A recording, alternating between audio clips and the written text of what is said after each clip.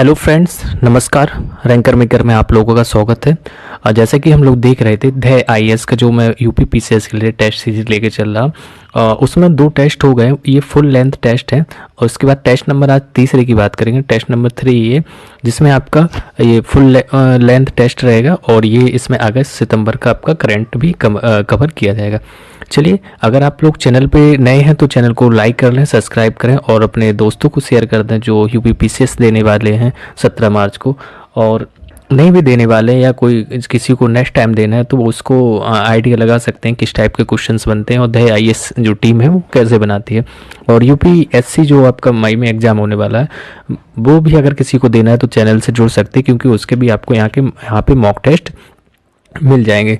तो चैनल को लाइक कर लें और सब्सक्राइब करें। आज हम test number PCS full length test है ध्याय आईएएस का तीसरा नंबर सॉल्व कर रहे हैं। ये ध्याय आईएएस का कोई ऑफिशियल प्लेटफॉर्म नहीं है, बट आपको यहाँ पर टेस्ट सीरीज सॉल्व कराई जा रही है और बहुत अच्छी है, कोशिश संस्था है।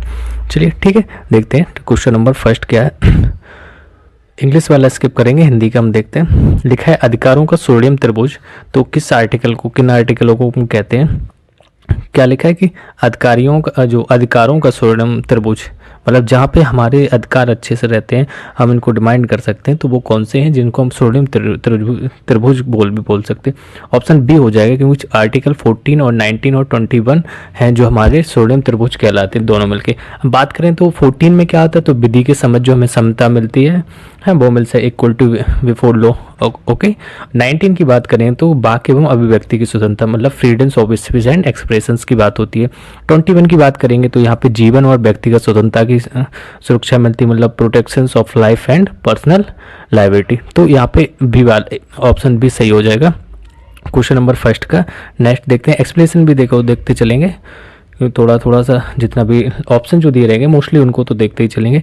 निम्नलिखित में राज्यसभा के अंतर्गत आने वाली समितियां बताने, तो राज्यसभा के अंतर्गत कौन कौन सी समितियां आती हैं? क्वेश्चन नंबर सेकंड है ये टेस्ट नंबर 3 का। तो ये इसमें आपकी आती हैं उद्योग जो संबंधी समिति है वो तो आ ही जाती है ना। वाणिज्य संबंधी समिति आ जाती है। ये रक्षा संबंधी नहीं आती है, संसद के अंतर्गत आती है। कृषि बिल अभी आपने देखा होगा, राज्यसभा से कोई मतलब नहीं था, ये दोनों संसद उसके आपका लोकसभा के अंदर आती है। तो यहाँ पे उद्योग संबंधी और वाणिज्य संबंधी 2 समितियाँ जो राज्यसभा के अंतर्गत आ जाती हैं। ठीक है, तो बकाया आपकी जो दो दी गई हैं वो आपके किसके, लोकसभा के अंतर्गत आती हैं। चलिए क्वेश्चन नंबर सेकंड देखते हैं। क्वेश्चन नंबर थर्ड, ऐसे ही क्वेश्चन रहते हैं, देखो कंफ्यूज नहीं होना, बहुत आराम से क्वेश्चन को देखना है, समझना है और देखो और आराम से आप कर सकते हो उसको, बस क्वेश्चन को समझ के चलना है, हड़बड़ी में गलत नहीं करना है। उद्भव के कालानुक्रम अनुसार व्यवस्थित करना है, कौन सा राज्य पहले उद्भव में आया था, मतलब स्थापित हुआ था, फिर कौन सा आया, तो उस हिसाब से हमें देखना। ऑप्शन यहाँ पे बी वाला सही है, क्योंकि यहाँ पे जो नागालैंड है वो सबसे पहले, इसको 1966 में, नागालैंड 1963 में स्टेबल किया गया था, तो ये सबसे पहले आ जाएगा। फिर उसके बाद हरियाणा आपका 66 में आया था, 1966, और फिर उसके बाद आपका जो मिजोरम है वो 1987 में है ना।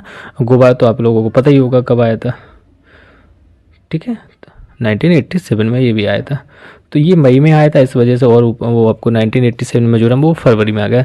तो ऑप्शन हमारा यहाँ पे बी हो जाएगा। क्या हर बी क्यों हो जाएगा? क्योंकि जो आपका तीसरे नंबर पे नागालैंड दिया है वो 1963 की बात कर रहा है, और उसके बाद पहले नंबर पे जो हरियाणा है 1966 की बात कर रहा है कि इसको स्थापना वर्ष है उसका। फिर दूसरे नंबर पे आपका मिजोरम है, जो मिजोरम है वो फरवरी 1987 में आया था। गोवा मई 1987 में आया था, तो इस वजह से ऑप्शन आपका बी राइट हो जाएगा। क्वेश्चन नंबर 4 देखते हैं। 4 में लिखा है कि अभिकथन दिए गए और कारण, और 4 ऑप्शन दिए गए, कौन से सही है, या एक सही है या दोनों सही है, ए है जो बी की व्याख्या कर रहा है, इस टाइप से बताना।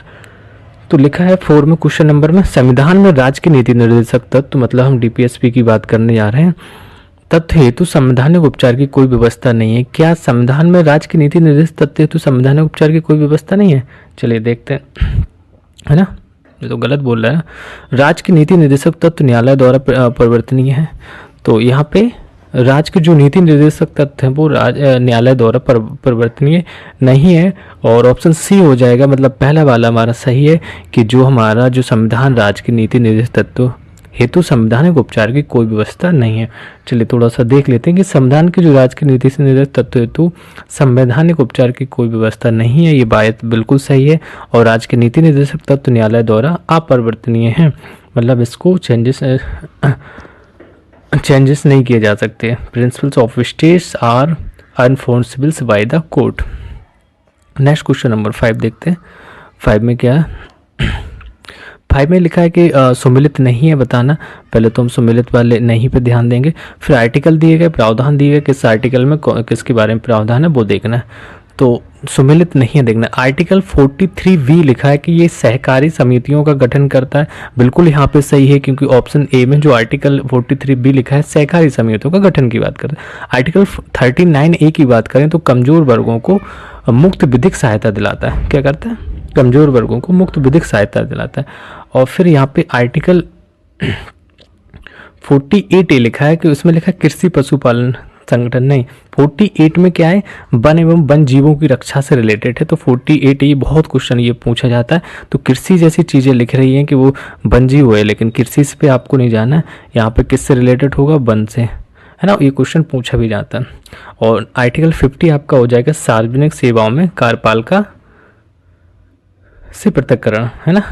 तो सार्वजनिक सेवाओं में जो कार्यपालिका का न्यायपालिका से पृथक्करण हो जाएगा। Separation of the executive from the judiciary in the public service, article 50 is right. और यहाँ पे हमारा ऑप्शन सी हो जाएगा। सी मतलब आर्टिकल 48A है वो वन एवं वन जीवों रक्षा से उनसे protection of forest and wild life वाला हो जाएगा। चलिए नेक्स्ट क्वेश्चन देखते हैं। क्वेश्चन नंबर 6 में लिखा है कि आपके दो स्टेटमेंट दिए गए, इसमें पूछा गया कि दोनों सही है या एक सही है या नहीं है। तो लिखा है कि साइलेंट स्प्रिंग पर्यावरण विज्ञान से संबंधित एक पुस्तक है। कौन सी है? साइलेंट स्प्रिंग पर्यावरण विज्ञान। नेक्स्ट लिखा है कि अवर कॉमन फ्यूचर रिपोर्ट 1989 में जारी की गई थी। तो यहाँ पे ऑप्शन ए सही हो जाएगा, क्योंकि पहला ही वाला सही है, दूसरा गलत। क्योंकि जो अवर कॉमन फ्यूचर जिसे हम ब्रेटलैंड रिपोर्ट भी कहते हैं, ये 1987 में जारी की गई थी। 1989 में नहीं, 1987 में जारी की गई थी। और इस रिपोर्ट में जो सतत विकास की अवधारणा का प्रतिपादन भी किया गया था। तो साइलेंट स्प्रिंग वाला आपका ऑप्शन सही, क्योंकि साइलेंट स्प्रिंग पर्यावरण विज्ञान से संबंधित एक पुस्तक है।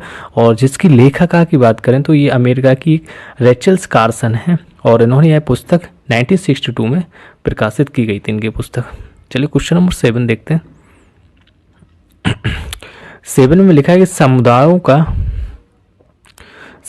का पूर्ण क्रम जो क्रमशः एक निश्चित स्थान बदलता है। क्या समुदायों का जो पूर्ण क्रम क्रमशः एक निश्चित स्थान बदलता है वो क्या कहलाता है? ऑप्शन डी यहाँ पे हो जाएगा। सीयर कहते हैं उसको। क्या कहते हैं? सीयर। समुदायों का जो एक पूर्ण क्रम एक निश्चित स्थान सीयर कहलाता है। The entire sequence of the communities which change at a certain place is called a sere. Okay, तो ऑप्शन सी डी यहाँ पे हो जाएगा। नेक्स्ट क्वेश्चन देखते हैं। क्वेश्चन नंबर 18 देखते हैं। 8 क्वेश्चन नंबर लिखा है निम्नलिखित में से किस एक को कभी कभी झील कातिल मतलब हम लेक किलर बोल सकते हैं इसको। इंग्लिश क्या बोल सकते हैं? लेक किलर, है ना। तो किसे कहते हैं? सिंपल सा वो एसिड रेन होती है उसी को कैसे हैं। अब एसिड रेन किसके कारण होती है?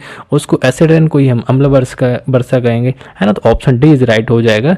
जब SO2 चलिए थोड़ा देख एच जो जल के साथ अम्ल के जो अनुपात को अम्ल वर्षा कहते हैं। मुख्यतः जब वर्षा का जल pH से कम होता है ना, pH मान 4 से कम हो जाता है तो एसिटिक और ज़्यादा एसिटिक फॉर्म में आ जाता है, तो उसे हम अम्ल वर्षा के नाम से भी जानते हैं। तो इसका जो मुख्य कारण है तो आपका सल्फर डाइऑक्साइड, मतलब हम SO2 बोल सकते हैं। क्या हो जाएगा? SO2। आपका नाइट्रिक ऑक्साइड मतलब NOx। नाइट्रिक ऑक्साइड ये सब जब जल के साथ जब कोई वर्षा होती है तो H2SO4 और नाइट्रिक अम्ल बनता है ना। तो अब जब ये बारिश जब होती तो ये वर्षा का जब कभी ये झील है और जो वाटर है वो आपके किस में झीलों में जाता है तो उससे मछलियाँ मर जाती है, इसलिए इसको लेक किलर भी कहते हैं, है ना। क्योंकि जल भंडारों में जलीय जीवों की मृत्यु के कारण अम्ल वर्षा को इस टाइप का ये प्रधान कारक है। इसको हम स्टोन कैंसर भी कहते हैं, लेक किलर भी कहते हैं, बहुत सारे नाम है इसके, जिसको भी नुकसान पहुंचाए। और ये नुकसान ही पहुंचाता है, प्रदूषण के कारण होता है, लेकिन अम्ल वर्षा कहते हैं। चलिए ग्रीन हाउस गैसों के प्रति व्यक्ति या प्रति औद्योगिक इकाई उत्सर्जन की मात्रा क्या बताना, ग्रीन हाउस गैसों की प्रति व्यक्ति या प्रति औद्योगिक इकाई उत्सर्जन की मात्रा को क्या कहते हैं? इसको हम कार्बन फुटप्रिंट कहते हैं। पढ़ा होगा आपने इन्वायरमेंट की क्लास में कि ये कार्बन फुटप्रिंट कहता है एक व्यक्ति या किसी औद्योगिक संस्था द्वारा कितना, एक टाइम में कितना कार्बन उत्सर्जित किया जा रहा है, उसी को हम कार्बन फुटप्रिंट कहते हैं। क्या कहते हैं? कार्बन फुटप्रिंट कहते हैं। चलिए नेक्स्ट क्वेश्चन देखते हैं, क्वेश्चन नंबर 10।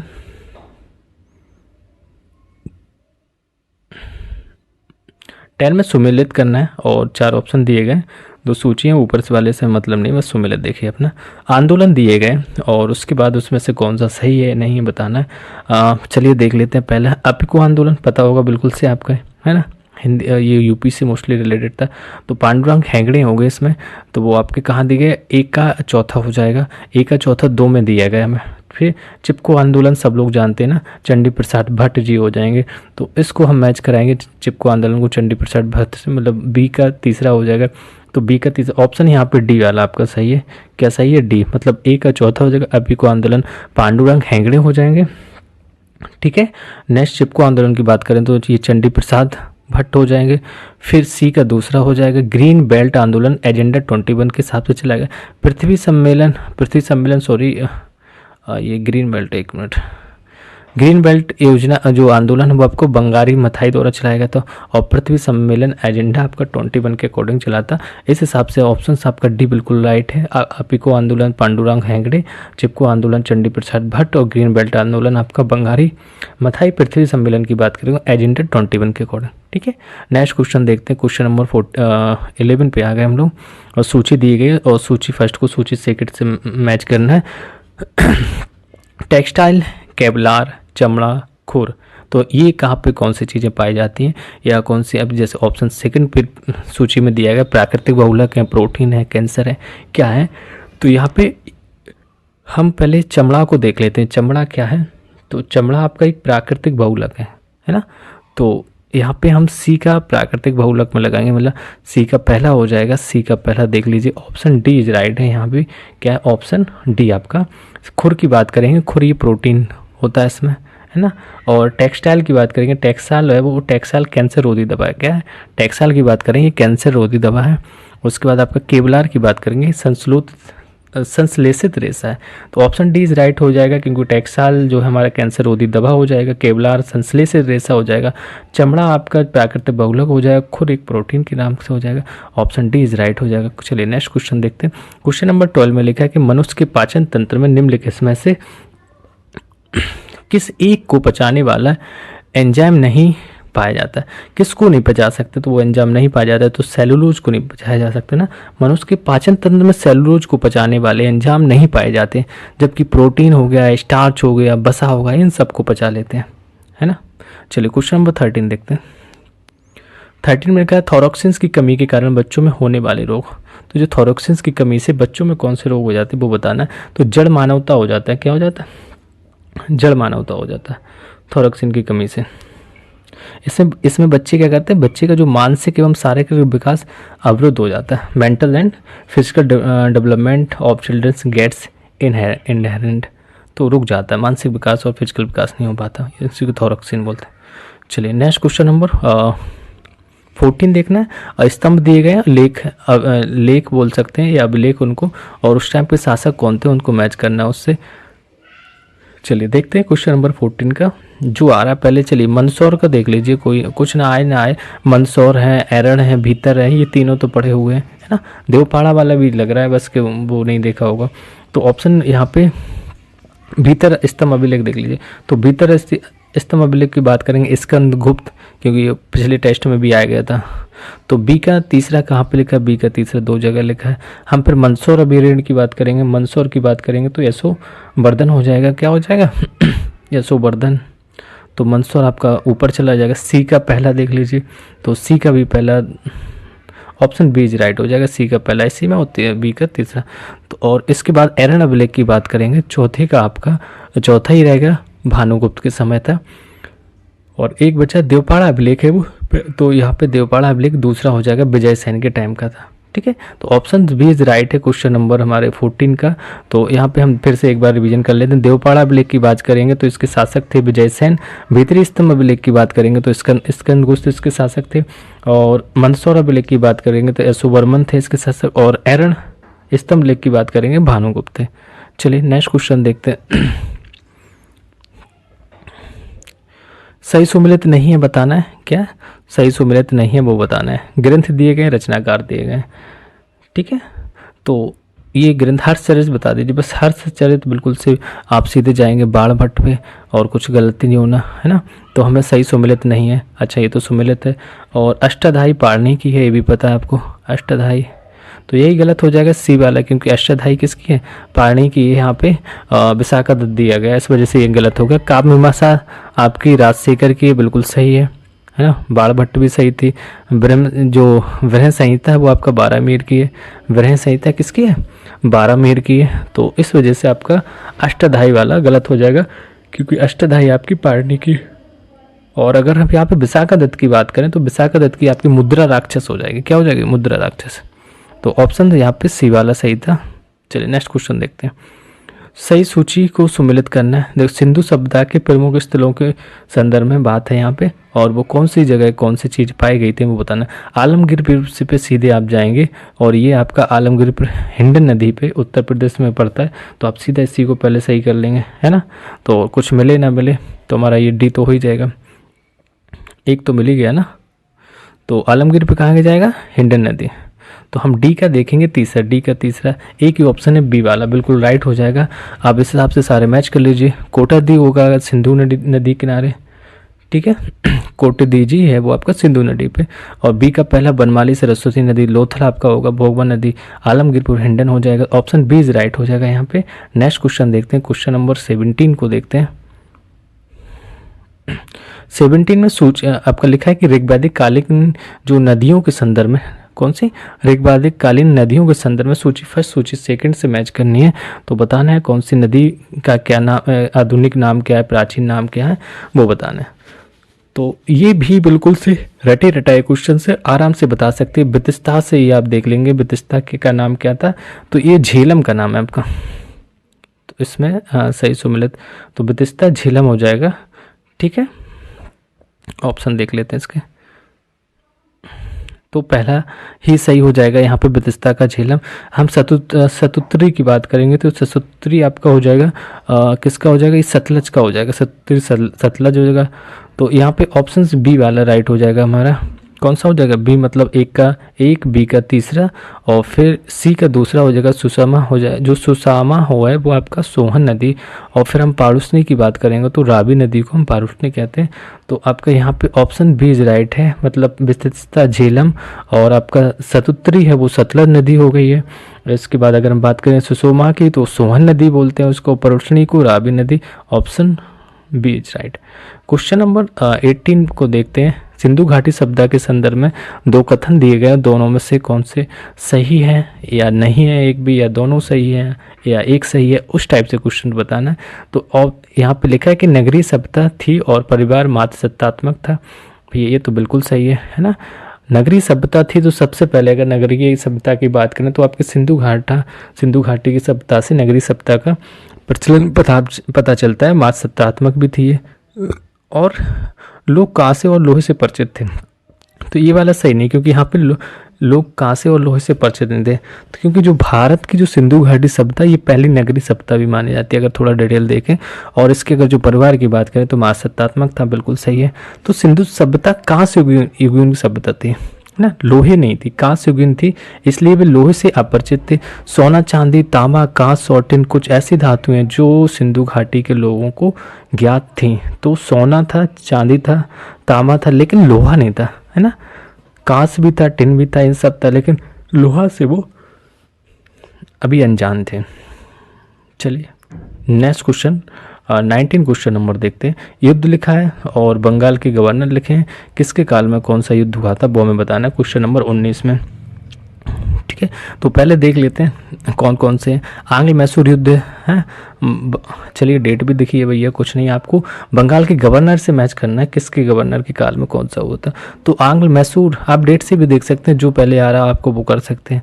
आपको जो भी इसमें से लग रहा है कि ये रॉबर्ट क्लाइव को देख लीजिए। अच्छा, तो रॉबर्ट क्लाइव कब थे? अगर रॉबर्ट क्लाइव की बात करें, चलिए देखते हैं पहले आंग्ल मैसूर युद्ध की बात करें, ये 1767 से लेके 1664 तक चला था, मतलब 1767 से लेके 1764 तक ये युद्ध हुआ था, आंग्ल मैसूर युद्ध। तो ये किसके समय हुआ था? तो आंग्ल मैसूर युद्ध हुआ था आपका लॉर्ड बेरलिस्ट के फॉर्म में टाइम में हुआ था, लॉर्ड बेरलिस्ट। तो ये ऑप्शन यहाँ पे पहले का है वो आपका तीसरे से मैच हो जाएगा, मतलब अच्छा मैच बताना सही है या नहीं। तो पहला वाला तो आपको गलत हो गया क्योंकि लॉर्ड बेरलिस्ट हो जाएगा। फिर हम बात करते हैं आंग्ल मैसूर युद्ध जो 1799 ईस्वी में हुआ था, तो 1799 वाला आपका लॉर्ड वेलेस्ली के समय हुआ था। तो ये आपका ये वाला बिल्कुल सही है, लॉर्ड वेलेस्ली के समय। तो जहाँ दूसरा दिया गया वो वाले सही हो जाएंगे, ठीक है। तो पहला और दूसरे में हमें देखना बी वाला सही है, क्योंकि जो आंग्ल मैसूर युद्ध 1780 से 84 के बीच में वारेन हेस्टिंग के समय हुआ था, ऑप्शन बी इज राइट हो जाएगा। फिर और देख लेते हैं, मैच यहीं से आंसर निकल रहे हैं उनके।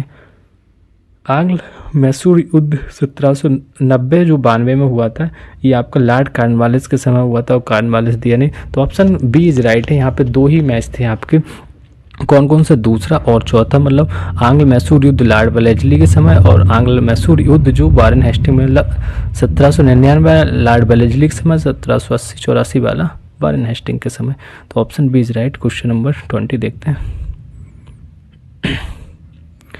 20 में लिखा है कि गुरुमुखी लिपि, तो इसका ये जो आविष्कार है गुरु का लंगर प्रथा को लोकप्रिय बनाता है। तो ये क्वेश्चन पूछा कि जो गुरुमुखी लिपि का आविष्कार गुरु का लंगर प्रथा को लोकप्रिय बनाता है, ये सही है या नहीं? उपरोक्त में से कोई भी सही नहीं है, क्योंकि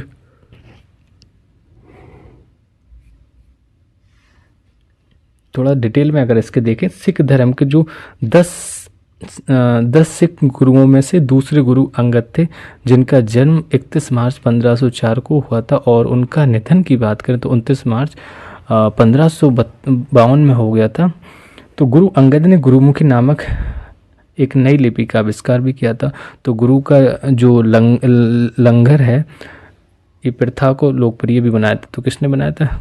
गुरु अंगद ने। तो अंगद इसमें है नहीं, इस वजह से ये सारे गलत हो जाएंगे। चलिए नेक्स्ट क्वेश्चन देखते हैं 21। निम्नलिखित में से सुमेलित नहीं है बताना। 21 तो कौन सा सुमेलित नहीं है वो बताना, ये ध्यान देना, सुमेलित वाला नहीं है। तो ये वाला सही नहीं है, क्योंकि भारत परिषद अधिनियम 1909 में लिखा है, इसमें ये बजट पर बहस का अधिकार था नहीं। तो भारत जो परिषद अधिनियम 1892 1892 की बात करेंगे, जब बजट पर बहस का अधिकार मिला था, है ना। तो ये गलत हो गया, बकाया सही है आपके कि भारत परिषद अधिनियम 1919 प्रांतों में द्वैध शासन आ गया था। रेगुलेटिंग एक्ट 1773 की बात करें तो सर्वोच्च न्यायालय की व्यवस्था की गई थी, स्थापना की गई थी। बोलेंगे भारत सरकार अधिनियम 1935 केंद्र में द्वैध शासन लाया था, तो सही हो जाएंगे। लेकिन आपका ये वाला नहीं है, क्योंकि यहाँ पे क्या होना चाहिए आपका 1892 भारत परिषद अधिनियम, ये बजट पर बहस करने का अधिकार दिया गया था। नेक्स्ट क्वेश्चन देखते हैं 22। राजा राम मोहन राय से दिया है। देखिए जो प्रसिद्ध महान व्यक्तियों के बारे में हमेशा एक क्वेश्चन पूछा जाता, तो उनको अच्छे से देख के चलना है कि राजा राम मोहन राय के संदर्भ निम्नलिखित कथनों में से कौन से सही हैं या नहीं है। तो लिखा है कि इन्होंने सन 1821 मतलब 1821 में हिंदी भाषा में संवाद कौमुदी का प्रकाशन किया था। नहीं, संवाद कौमुदी तो नहीं किया था ना। चलिए देखते हैं, और किया था लेकिन डेट गलत है ना, अब डेट वहीं आसपास पहुँचेंगे। और इन जो चलिए हिंदी में नहीं किया था, फारसी में किया था, तो इस वजह से ये पहला गलत है। दूसरा, सन 1822 में फारसी भाषा में मिरात उल अखबार का प्रकाशन किया था। तो मिरात उल अखबार का तो सही है, तो ऑप्शन यहाँ पे बी वाला सही हो जाएगा, दूसरा सही है, पहला गलत। क्योंकि राजा राममोहन राय को अगर बात करें, पुनर्जागरण का अग्रदूत और आधुनिक भारत का जनक भी इनको कहा जाता है। और उन्होंने 1821 ईस्वी में बांग्ला भाषा में, कौन सी, बांग्ला भाषा में संवाद कौमुदी का प्रकाशन किया। और सन 1822 ईस्वी में उन्होंने फारसी भाषा में, कौन सी भाषा में, फारसी भाषा में मिरात उल अखबार का प्रकाशन किया था। तो ऑप्शन बी वाला सही है हमारा, पहला गलत हो जाएगा, बंगाली भाषा में था वो। चलिए क्वेश्चन नंबर 23 की बात करते हैं। 23 में लिखा है कि अभिलेख दिए गए हैं और भारत में सती प्रथा का उल्लेख मिलता है, तो किन अभिलेखों से मिलता है ये बताना है आपको। तो ये एरन अभिलेख से मिलता है, जो रुद्रादामन के समय का अभिलेख है उससे मिलता, ठीक है। और भी अभिलेख इसमें दिए गए, जैसे आपका जो महास्थान, सॉरी एरन, हाँ यहाँ पे एरन अभिलेख हो जाएगा जो भानुगुप्त के समय का था। ओके, किसके समय था, भानुगुप्त के, क्योंकि जो गिरनार अभिलेख है वो आपका रुद्रदामन के समय का। महास्थान अभिलेख की बात करेंगे चंद्रगुप्त मौर्य के समय का, और उदयगिरी जो अभिलेख है आपका चंद्रगुप्त द्वितीय के समय का।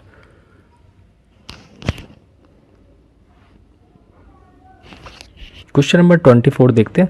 निम्नलिखित में से किसे मुख्यतः मिश्रित अर्थव्यवस्था, इकोनॉमिक्स के क्वेश्चन आ गए, मिश्रित अर्थव्यवस्था की धारणा को प्रतिपादित करने का श्रेय जाता है। तो किसको श्रेय जाता है इसका, ये आपका बी हो जाएगा, यहाँ पे जॉन मेनार्ड कीन्स को जाता है। ऐसी अर्थव्यवस्था है जिसके निजी एवं सार्वजनिक दोनों क्षेत्र विद्यमान होते हैं, मिश्रित अर्थव्यवस्था कहलाती है।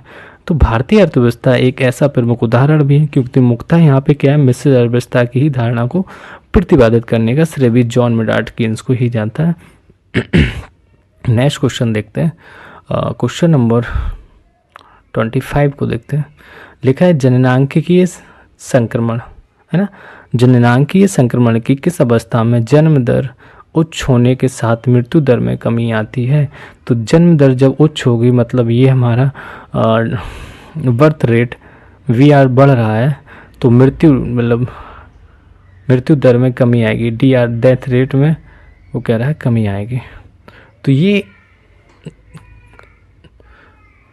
जननांगीय संक्रमण की अवस्था, जन्म दर होने पर साथ मृत्यु में कमी आती, तो किस में, कौन से, ये जो चार आपके ऑप्शन दिए गए, प्रथम अवस्था है, द्वितीय अवस्था है, तृतीय अवस्था है, कौन से, तो ये द्वितीय अवस्था में होता है। क्यों, थोड़ा देखते हैं। आर्थिक विकास से जो संबंधित जननांगीय संक्रमण की अगर बात करें तो इनको 3 चरणों में बांटा गया, या 3 विशेषताएं इसकी, कौन कौन सी, जैसे उच्च जन्म दर, जब उच्च जन्म दर रहेगी के साथ उच्च मृत्यु दर की भी अवस्था हो सकती है, मतलब बच्चे ज़्यादा पैदा भी हो रहे हैं लेकिन डेथ भी होगी, क्योंकि आपको जो हेल्थ की जो फैसिलिटी वो कम मिल पाएगी। द्वितीय चरण, जन्म दर उच्च होने के साथ मृत्यु दर में कमी, थोड़ा सा ट्रीटमेंट है, जो हॉस्पिटलाइजेशन है वो सारी चीज़ें बढ़ा दी गई हैं, तो जन्म दर उच्च हो ही गई, लोगों को अभी कंट्रोल नहीं किया गया, लेकिन मृत्यु दर कम हो जाएगी। तृतीय चरण में निम्न जन्म दर रहेगी और निम्न मृत्यु दर, तो तृतीय में दोनों ही निम्न हो जाती हैं। क्यों, क्योंकि यहाँ पे लोग जागरूक भी हो जाएंगे और तो बच्चे कम पैदा होंगे करेंगे, है ना, हमारे दो इस टाइप का कॉन्सेप्ट चलेगा, और जो हेल्थ फैसिलिटीज़ है वो भी मिलने लगेगी, तो डेथ रेट भी कम हो जाएगा, ठीक है। States of low birth rate and low death rate, तो इस टाइप से आपका हो जाएगा। चलिए क्वेश्चन नंबर 26 को हम लोग देखते हैं। 26 में क्या है, लिखा है एक दी हुई समयावधि में कीमतें और मौद्रिक आय, क्या, कीमतें और मौद्रिक आय दोनों दोगुनी होने पर वास्तविक आय क्या होगी। तो दोनों जब दुगनी हो जाएंगी तो अपरिवर्तित रहेगी, भाई ये कोई फर्क नहीं पड़ रहा है। एक ही अगर समय दी की अगर हम बात करें तो कीमतें और मौद्रिक जब दोनों दुगनी होगी तो वास्तविक आय कैसे रहेगी, अपरिवर्तित रहेगी। तो मौद्रिक आय को जो संतुलित कर देगी, है ना, जिससे वास्तविक आय पर कोई प्रभाव ही नहीं पड़ेगा। नेक्स्ट क्वेश्चन देखते हैं 27 में लिखा है कि मानव निर्धनता सूचकांक, कौन सा, मानव निर्धनता सूचकांक किस वर्ष की मानव विकास रिपोर्ट मतलब सर्वप्रथम प्रस्तुत किया गया था, ये बताना। तो ऑप्शन डी हो जाएगा, क्योंकि ये 1997 में इसको प्रस्तुत किया गया था। कब किया गया था,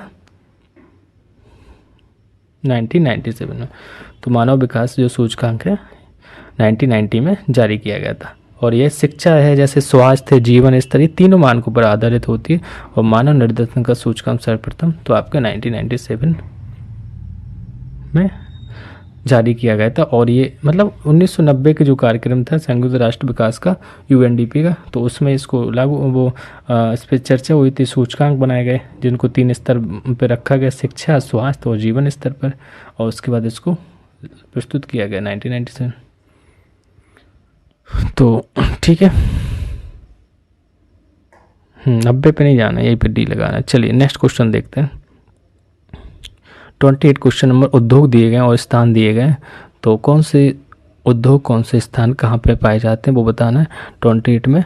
चलिए जो आपको दिख रहा है तेल देख लो, तेल सबसे पहले तेल वाला, तेल शोधन कहाँ पे आपका, तो बरौनी हो जाएगा, बिहार का बरौनी है ना। और फिर तो देख लो बीका जहाँ पे दूसरा, बीका दूसरा 2 में है अभी। चलिए देखते हैं एल, और फिर आपका रेल डिब्बा या पोत निर्माण। पोत निर्माण की बात करेंगे तो सीधा सा हम कोस्टल एरिया में ही जाएंगे, तो पोत निर्माण कहाँ पे आपका हो जाएगा ये आपका विशाखापट्टनम में। तो मतलब यहाँ पे डी का पहला और डी का पहला और आपका सी का दूसरा था, नहीं दूसरे का दूसरा, तो ऑप्शन बी इज राइट हो जाएगा। क्या हो जाएगा, बी इज राइट हो जाएगा। और एल्युमिनियम की बात करें तो ये मोरी झारखंड में, तो ये यहाँ पे बनता है। फिर एक बचा आपका रेल डब्बा, तो कपूरथला, हमेशा आप ट्रेन में अगर सफ़र करते हो उसमें लिखा रहता है कपूरथला रेल डब्बा, है ना। तो एल्युमिनियम मोरी झारखंड हो जाएगा। नेक्स्ट तेल शोधन बरौनी, रेल डिब्बा कपूरथला, पोत निर्माण विशाखापट्टनम। नेक्स्ट क्वेश्चन देखते हैं। भारतीय प्रतिस्पर्धा आयोग का गठन कब हुआ था, है ना। MRTP का गठन कब हुआ था ये बताना, तो 29 का डी हो जाएगा। ये 2003 में इसका MRTP एक्ट को समाप्त करके उसके स्थान पर ये जो पारित जो प्रतिस्पर्धा अधिनियम के अनुसार 14 अक्टूबर 2023 को इसको भारतीय प्रतिस्पर्धा आयोग का गठन किया गया। ठीक है, कंपटीशन एक्ट ये लाया गया था 2003 में। नेक्स्ट क्वेश्चन नंबर 30 देखते हैं। 30 में समिति दी गई और संबंधित क्षेत्र दिए गए, तो कौन से व्यक्ति किस समिति से रिलेटेड थे वो बताने हैं। क्वेश्चन नंबर 30, ठीक है। चलिए देखते हैं। लिखा है कि नायक समिति, तो नायक समिति किससे संबंधित थी भाई, ये लघु उद्योग से थी। तो ये ऑप्शन यहाँ पे पहले का दूसरा हो जाएगा, तो ऑप्शन यहाँ पे ए ही सही होगा, क्योंकि नायक समिति लघु उद्योग से थी। और जो अर्जुन सेना गुप्ता समिति थी वो आपका असंगठित क्षेत्र उद्योग से थी। किससे थी, असंगठित क्षेत्र उद्योग से आपका, तो बी का पहला हो जाएगा। सी का चौथा आपका मेरठ सेठ समिति आपका हथकरघा से थी। राकेश मोहन समिति की बात करेंगे तो ये आधारित संरचना वित्तीय से थे। तो आपका ये समितियां हो गई। फिर से एक बार रिवीजन के लिए, न्यायिक समिति जो लघु उद्योग, और अर्जुन सेन गुप्त समिति असंगठित क्षेत्र उद्योग, और आपका मीरा सेठ समिति की बात करेंगे तो हथकरघा से हो जाएगी। नेक्स्ट आपकी राकेश मोहन समिति की बात करेंगे तो ये किससे थी, ये आपकी आधारित संरचना वित्तीय से। चलिए क्वेश्चन नंबर 31 देखते हैं। 31 में लिखा है निम्नलिखित में से कौन से कथन सत्य नहीं है वो बताने में, तो बताओ भैया कौन से सत्य नहीं है। यहाँ पे सी वाला हो जाएगा। पहला और दूसरा दोनों सत्य हैं, बताना है दोनों सत्य हैं। भारत की प्रथम जो EPZ की स्थापना 1965 में की गई थी, बिल्कुल सही है। भारत में सेज की नीति वर्ष 2000 में बनाई गई थी, यहाँ पे दोनों सही है ना, क्योंकि जो भारत एशिया का एक पहला देश था जिसने निर्यात संवर्धन के लिए कांडला में 1965 में EPZ स्थापित किया था। ओके, ठीक है। और भारत विशेष आर्थिक क्षेत्र जिसको हम SEZ बोलते हैं, ये नीति अप्रैल 2000 में अपनाई गई थी, वर्ष 2006 से इसे लागू भी कर दिया गया था। नेक्स्ट क्वेश्चन देखते हैं, क्वेश्चन नंबर 32।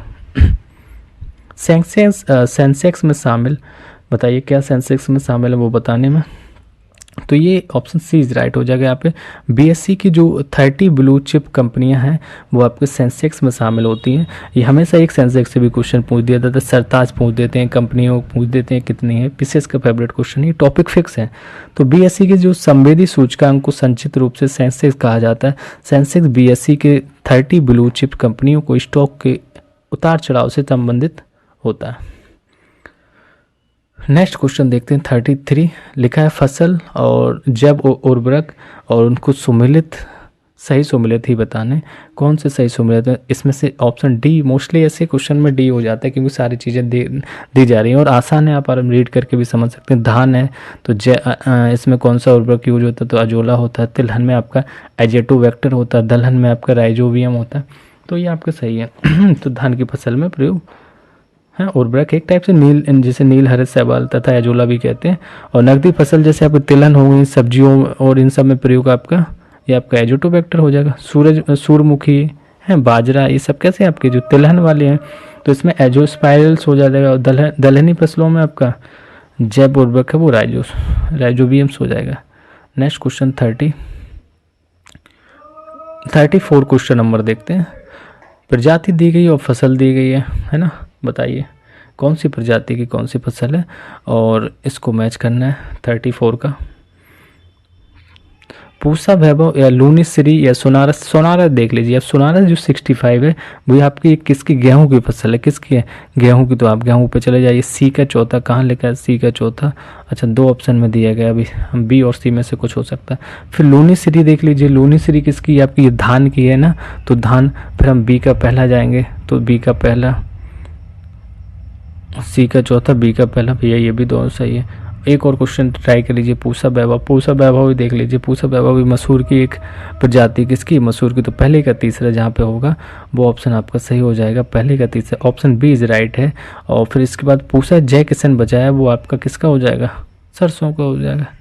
तो ऑप्शन थे यहाँ पे बी राइट हो जाएगा। क्या हो गया था, जो पूसा वैभव प्रजाति किसकी है, ये आपकी मसूर की है। लूनीश्री की बात करेंगे, ये धान की हो गई थी। और सोनारा 64 गेहूँ, और पूसा किसान जय किसान आपकी सरसों की। चलिए नेक्स्ट क्वेश्चन देखते हैं, क्वेश्चन नंबर 35। गद्दी पर बैठने के ठीक पूर्व इल्तुतमिश कहाँ पर इक़्तदार था। अरे बिल्कुल से बदायूं का है ना, रटा हुआ क्वेश्चन आ गया। और ये हिस्ट्री हमारी स्टार्ट हो गई। तो गद्दी पर बैठने के पूर्व जो इल्तुतमिश था, इल्तुतमिश के क्या था, ये आपका गुलाम इसको कहते हैं ना, तो ये उनका ऐबक का दामाद भी था। तो ये बदायूं का इक़्तदार था। तो इल्तुतमिश गुलाम या मामलूक वंश का एक शासक था।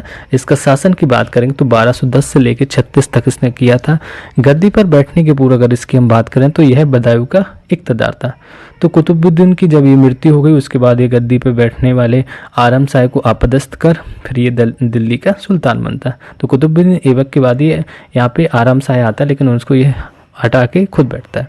और इसने चांदी का टका, तांबे का जीतल, ये सब चलवाया था। ये दोनों क्वेश्चन पूछे जाते हैं, चांदी का टका और ये जीतल। शुद्ध अरबी सिक्के चलाने वाला प्रथम ये तुर्क सुल्तान इल्तुतमिश था। इसने सिक्कों पर टकसाल का नाम लिखवाया था कि कहाँ पे ये टकसाल से, किस टकसाल से सिक्के बने हैं, वो सारी चीज़ें है ना। तो चलिए नेक्स्ट क्वेश्चन नंबर 36 देखते हैं। किरातार्जुनियम कौन सा, किरातार्जुनियम लेखक भारवी किस वंश के दरबार से संबंधित थे। तो जो लेखक थे भारवी वो किस वंश से संबंधित थे, तो ऑप्शन बी हो जाएगा, वो पल्लव वंश से संबंधित थे। कौन से, जो किरातार्जुनियम का लेखक भारवी जो पल्लव वंश के दरबार से संबंधित है। यह पल्लव वंश के संस्थापक सिंह विष्णु। अब सिंह विष्णु कब तक इनका शासनकाल था, 565 से लेके 600 ईस्वी के दरबार में थे, तो इस टाइम इनका था। चलिए नेक्स्ट क्वेश्चन देखते हैं। सूची फर्स्ट को सेकंड से मैच करना, वंश दिए गए उनके काल दिए गए, तो कौन से वंश कौन से काल से मैच कर रहे हैं वो बताना है। तुलुप वंश की बात करें, इनका कब कार्यकाल था, तो तुलुप वंश की बात करेंगे, ये इनका था 505 से लेके 505 से लेके 1570 तक तुलुप वंश। ए का दूसरा हो जाएगा, तो ऑप्शन बी इज राइट हो जाएगा यहाँ पे। बी का चौथा कर दीजिए। संगम वंश की बात करेंगे 1336 से लेके 1485 ईस्वी तक चले जाएंगे।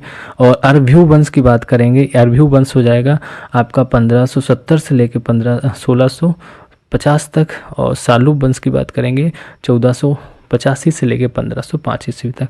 ये ऑप्शंस आपका यहाँ बी वाला सही है कि तुलुप वंश तब था, कब तक था ये 1505 से 1570 तक।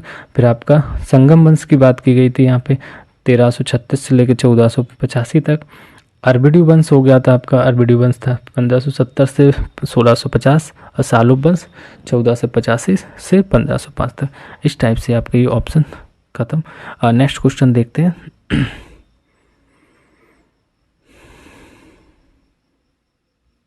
38 क्वेश्चन नंबर 38 में लिखा है कि शरीर में विभिन्न रोगाणुओं के विरुद्ध रक्षात्मक प्रतिक्रिया के फलस्वरूप बनने वाले प्रोटीन बताइए 38 का बी हो जाएगा। इंटरफेरॉन कहते हैं इनको, क्या कहते हैं, जो शरीर के में विभिन्न जो रोगाणुओं के विरुद्ध मतलब रक्षात्मक जो प्रक्रिया करते हैं वो आपके इंटरफेरॉन प्रोटीन कहलाते हैं। ठीक है, नेक्स्ट क्वेश्चन देखते हैं, क्वेश्चन नंबर 39। निम्नलिखित में से कौन सा एक यांत्रिक ऊर्जा को ध्वनि ऊर्जा में, भैया बिल्कुल से एकदम, ये मैंने पिछला ही टेस्ट देखेंगे आप, उसमें भी चीज़ें दी गई थी तो एक्सप्लेनेशन जो उसका था तो सारा एक्सप्लेन कर दिया था। तो यांत्रिक ऊर्जा को ध्वनि ऊर्जा में कन्वर्ट कर सकता था, आप आराम से बता सकते हैं। यांत्रिक मतलब कोई यंत्र होना चाहिए, तो सितार है, इसी से ध्वनि निकल रही तो वो आपकी ध्वनि ऊर्जा हो गई। थोड़ा सा और देख लेते हैं, जैसे सितार यांत्रिक ऊर्जा को ध्वनि ऊर्जा में परिवर्तित कर देता है, बिल्कुल सही है। अगर इसमें जो सी में बी में दिया है कि माइक्रोन ध्वनि ऊर्जा को ये विद्युत ऊर्जा में परिवर्तित करता है, माइक्रोफोन जो दिया गया है ना, यही तो करता है, क्या करता है, ध्वनि ऊर्जा को विद्युत ऊर्जा में। मोमबत्ती की बात करें तो इसमें रासायनिक ऊर्जा को प्रकाश ऊर्जा में परिवर्तित करती है। और डायनेमो बहुत पूछा जाता है आपको, तो ये विद्युत ऊर्जा को उत्सर्जित करती है, यांत्रिक ऊर्जा से विद्युत ऊर्जा में। ऑप्शन यहाँ पे आपका सी सही था। चलिए क्वेश्चन नंबर 40 की बात करते हैं। प्रतिध्वनि निम्नलिखित में से किस कार्यकारी सिद्धांत पर कार्य करती है? तो जो प्रतिध्वनि है वो तो किस कार्यकारी सिद्धांत पर कार्य करती है? ये परावर्तन पर, प्रतिध्वनि मतलब समझ रहा हूँ, ये परावर्तन पे आपके परावर्तन के सिद्धांत पर कार्य करती है। अब ये होता है कि किसी ध्वनि का जब किसी परावर्तन सतह से टकरा कर पुनः सुनाई देती है, उसी को हम प्रतिध्वनि कहते हैं। और इसका जब उपयोग दूरी या ऊंचाई या गहराई ज्ञात करने के लिए किया जाता है ना, जैसे कुएं में कभी देखा होगा बचपन में चिल्लाते थे तो आवाज़ रिपीट होती थी, तो यह परावर्तन सिद्धांत कहलाता है। ठीक है, प्रिंसिपल्स ऑफ रिफ्लेक्शन का सिद्धांत होता है। क्वेश्चन नंबर 41 की बात करते हैं। 41 में लिखा है कि खगोलीय दूरदर्शी में किस प्रकार के दर्पण का प्रयोग किया जाता है? तो खगोलीय आपके दूरदर्शी में यहाँ पे अवतल दर्पण का प्रयोग किया जाता है। तो खगोलीय दूरदर्शी में किसका प्रयोग किया जाता है? एस्ट्रोनॉमिकल टेलीस्कोप मतलब अवतल दर्पण में, ये खगोलीय दूरदर्शी में अवतल दर्पण का प्रयोग किया जाता है, concave mirror. Next question number 42 देखते हैं। सूची दी गई, सूची फर्स्ट को सूची सेकंड से मिलाना है और यहाँ पे आपके उद्योग दिए गए और केंद्र दिए गए, कौन से उद्योग कहाँ पे पाया जाता है वो बताना।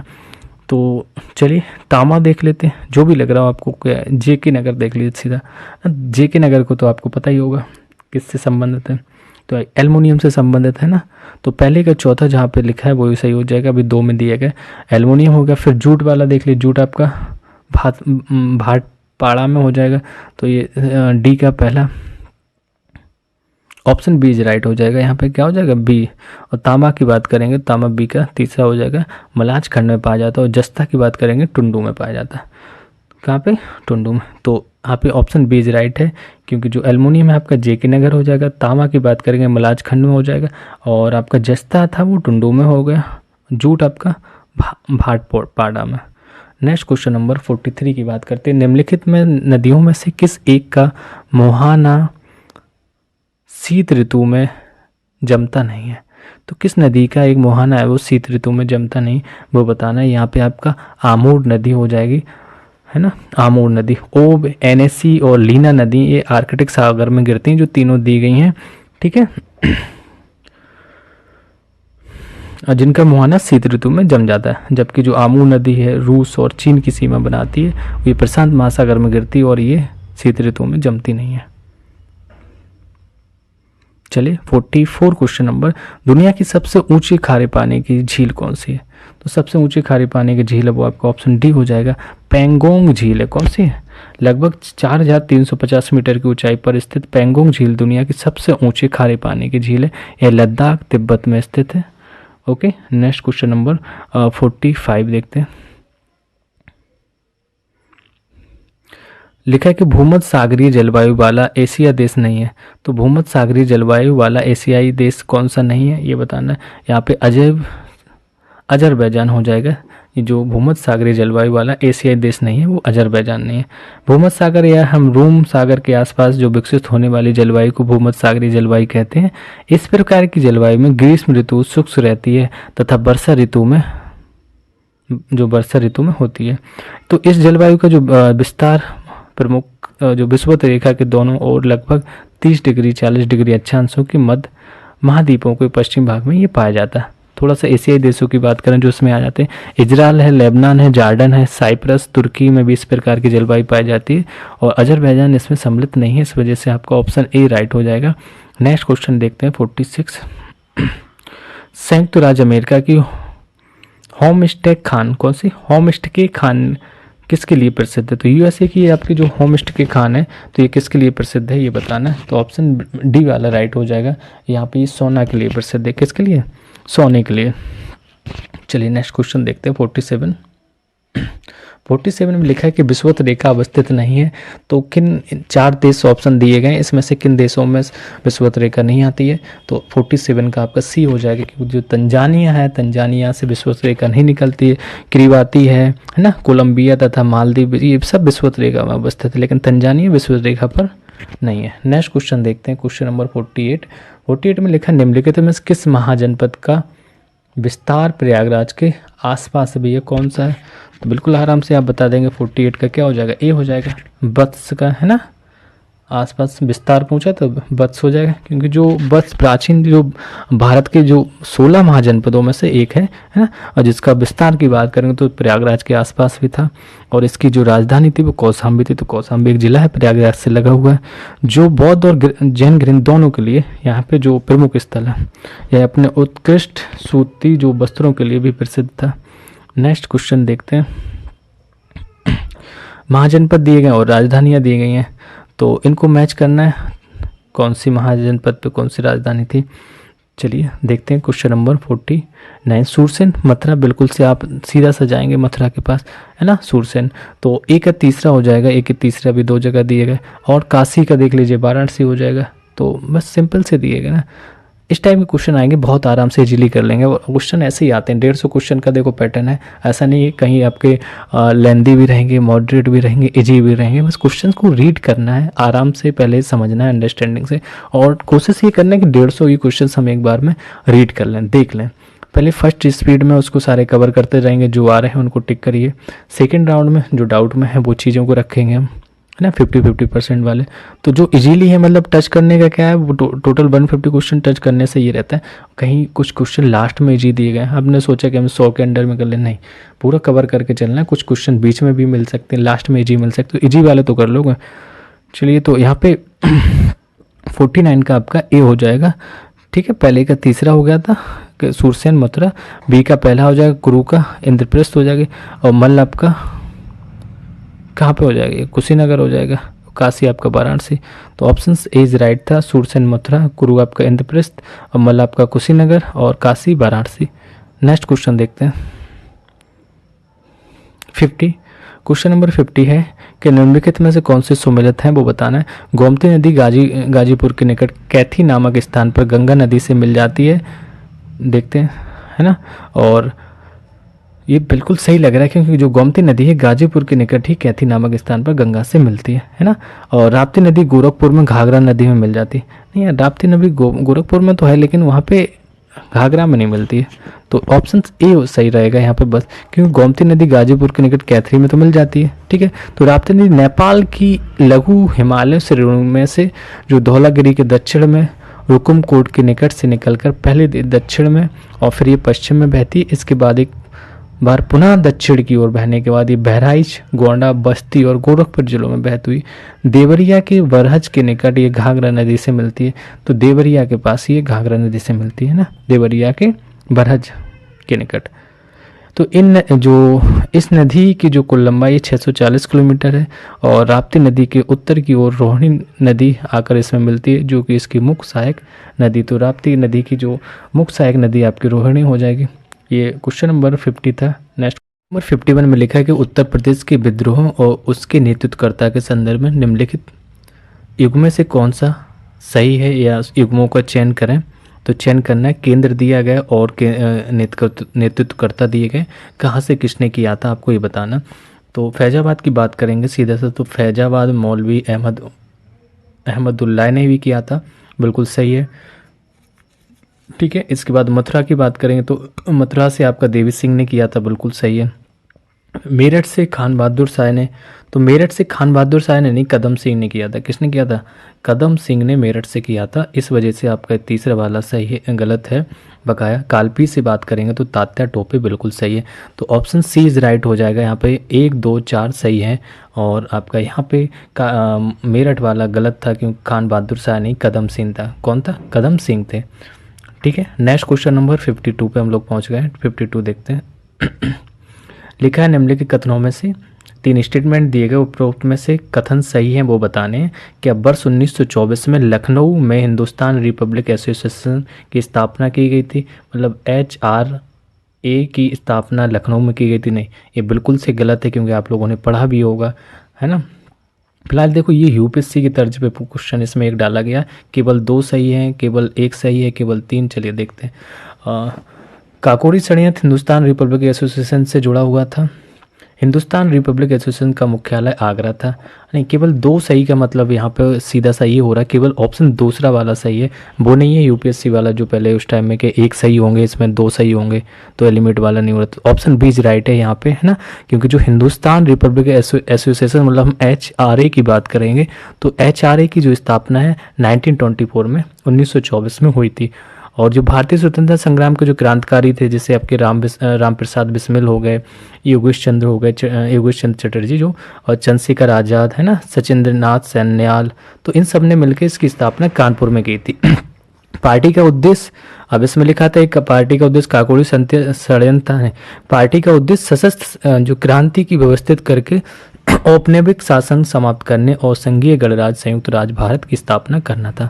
तो काकोरी जो षड्यंत्र हिंदुस्तान रिपब्लिकन एसोसिएशन से जुड़ा था और हिंदुस्तान रिपब्लिक एसोसिएशन का जो मुख्यालय आगरा था, तो ये आगरा था। तो लो ये वही क्वेश्चन हो गया कि हाँ इसमें यूपीएससी के तर्ज पूछा गया कि केवल 2 सही है, केवल 2 कितने कथन, हाँ सॉरी इसमें लिखा है ना कितने कथन सही है, तो यूपीएससी के तर्ज पे केवल 2 कथन सही है, मतलब ऑप्शन बी और मतलब दूसरा और तीसरा सही है, पहला गलत हो गया था। तो इस वजह से ऑप्शन आपका क्या हो जाएगा? ऑप्शन बी इज राइट हो जाएगा, केवल 2 सही हैं। कौन कौन से? दूसरा और तीसरा। चलिए नेक्स्ट क्वेश्चन देखते हैं। 53 में लिखा है निम्नलिखित कथनों में से हमें बताना है कि स्टेटमेंट दिए गए और सही कथनों का चयन करना है। लिखा है बाबा रामचंद्र ने वर्ष 1920 में लखनऊ में अवध किसान सभा का गठन किया था। मदारी पासी के नेतृत्व में वर्ष 1921 में बहराइच और हरदोई में एका आंदोलन की शुरुआत की गई थी। तो यहाँ पे आपका क्वेश्चन नंबर 53 का बी वाला हो जाएगा, केवल दूसरा सही है, केवल 2। वही सेम उसी पैटर्न पे उपरोक्त में से सही कथनों का चयन करें तो केवल 2 इसमें भी सही है, क्योंकि अवध जो किसान सभा की स्थापना की बात करें तो 1920 में प्रतापगढ़ में की गई थी, लखनऊ में नहीं की गई थी। और ये रामचंद्र ने ही की थी, वो बिल्कुल सही है, बट यहाँ पे कहाँ पे? प्रतापगढ़ में की थी। यह एक ट्रेड यूनियनवादी थे जिन्होंने अवध के किसानों को इकट्ठा किया और पहले एक जमींदारी विरोधी प्रदर्शन का नेतृत्व किया। ठीक है, तो जमींदारी प्रथा का विरोध करना था इस टाइप से। तो ऑप्शन 2 मतलब केवल 2 मतलब ऑप्शन बी वाला सही था यहाँ पे। नेक्स्ट क्वेश्चन देखते हैं। 54 क्वेश्चन नंबर 54 में लिखा है कि कांग्रेस अधिवेशन उनकी अध्यक्षता किसने की, किस टाइम पे हुई थी? चलिए देखते हैं। सबसे पहले हाँ तो पता हो कांग्रेस के बारे में 1885 में आपको, है ना, कहाँ से स्टेबल किया गया था? बम्बई से। तो उस सब को छोड़ के हम केवल अध्यक्ष तक देखते हैं। क्या प्रयागराज के अकॉर्डिंग टू क्वेश्चन देखना, प्रयागराज जो 1888 में इसकी अध्यक्ष तक जब वो की गई थी वो जारजीलो। जब भी प्रयागराज की बात आ जाएगा आप सीधे आप जाएंगे कहाँ पे? जारजीउल। तो इसमें तो जारजीउल तो नहीं है क्योंकि ये पहला वाला है। तो 1888 में चलिए वहाँ पे। फिर लखनऊ देख लो, लखनऊ 1899 में, तो पहला तो आपको गलती हो गया ना। हाँ, लखनऊ 1899 में इसकी अध्यक्षता रमेश चंद्र दत्त ने, बिल्कुल सही है। दूसरा मतलब सही है, देखना है जहाँ जहाँ दूसरा है वो। तो पहला इसमें नहीं है, इसमें नहीं है, तो गलती हो जाएगा, दूसरा सही है। उपरोक्त सभी भी गलत हो गया, तो सी और डी तो वैसे ही हट गए, है ना। बनारस 1905 में, तो बनारस 1905 में गोपाल कृष्ण गोखले, तो ये यहाँ पे ये भी गलत हो गया क्योंकि गोपाल कृष्ण गोखले ने की थी, मदन मोहन मालवीय ने नहीं की थी। कानपुर की बात करेंगे 1925 में सरोजिनी नायडू। ठीक है, तो ऑप्शन बी राइट हो जाएगा, दूसरा और चौथा यहाँ पे बिल्कुल सही है। ठीक है, नेक्स्ट क्वेश्चन देखते हैं, क्वेश्चन नंबर 55। 55 में लिखा है कि वर्ष 1923 में, कब? 1923 में मोतीलाल नेहरू ने किसके साथ मिलकर स्वराज पार्टी की स्थापना की थी? भाई किसके साथ मिलकर की थी? सबको पता है, चित्तरंजन दास है ना। तो 1 जनवरी 1923 को उन्होंने, जो देशबंधु, जिनको देशबंधु नाम से बुलाते थे, वो आपके चित्तरंजन दास थे, और मोतीलाल नेहरू ने स्वराज पार्टी की स्थापना की थी। इस पार्टी का जो पहला सत्र इलाहाबाद से, मतलब जो वर्तमान में प्रयागराज है आपका, यहाँ से आयोजित किया गया था, जिसमें इसका संविधान और कार्यक्रम निर्धारित भी किया गया था। नेक्स्ट क्वेश्चन देखते हैं 56। 56 में उत्पाद और जिला, एक जिला एक उत्पाद से रिलेटेड चीज़ें, ओटी ओपी पे, तो 1 डिस्ट्रिक्ट 1 प्रोडक्ट के हिसाब से चलना। बंदी, सजर, स्टोन क्राफ्ट, जूट बाल हैंगिंग, तारकासी कला। जो आ रहा है भैया उसको पहले देख लीजिए। इसने ये पूछा हमसे कौन से सही सो मिले थे, तो ए वाला है यहाँ पे सही, पहला, और दूसरा सही है।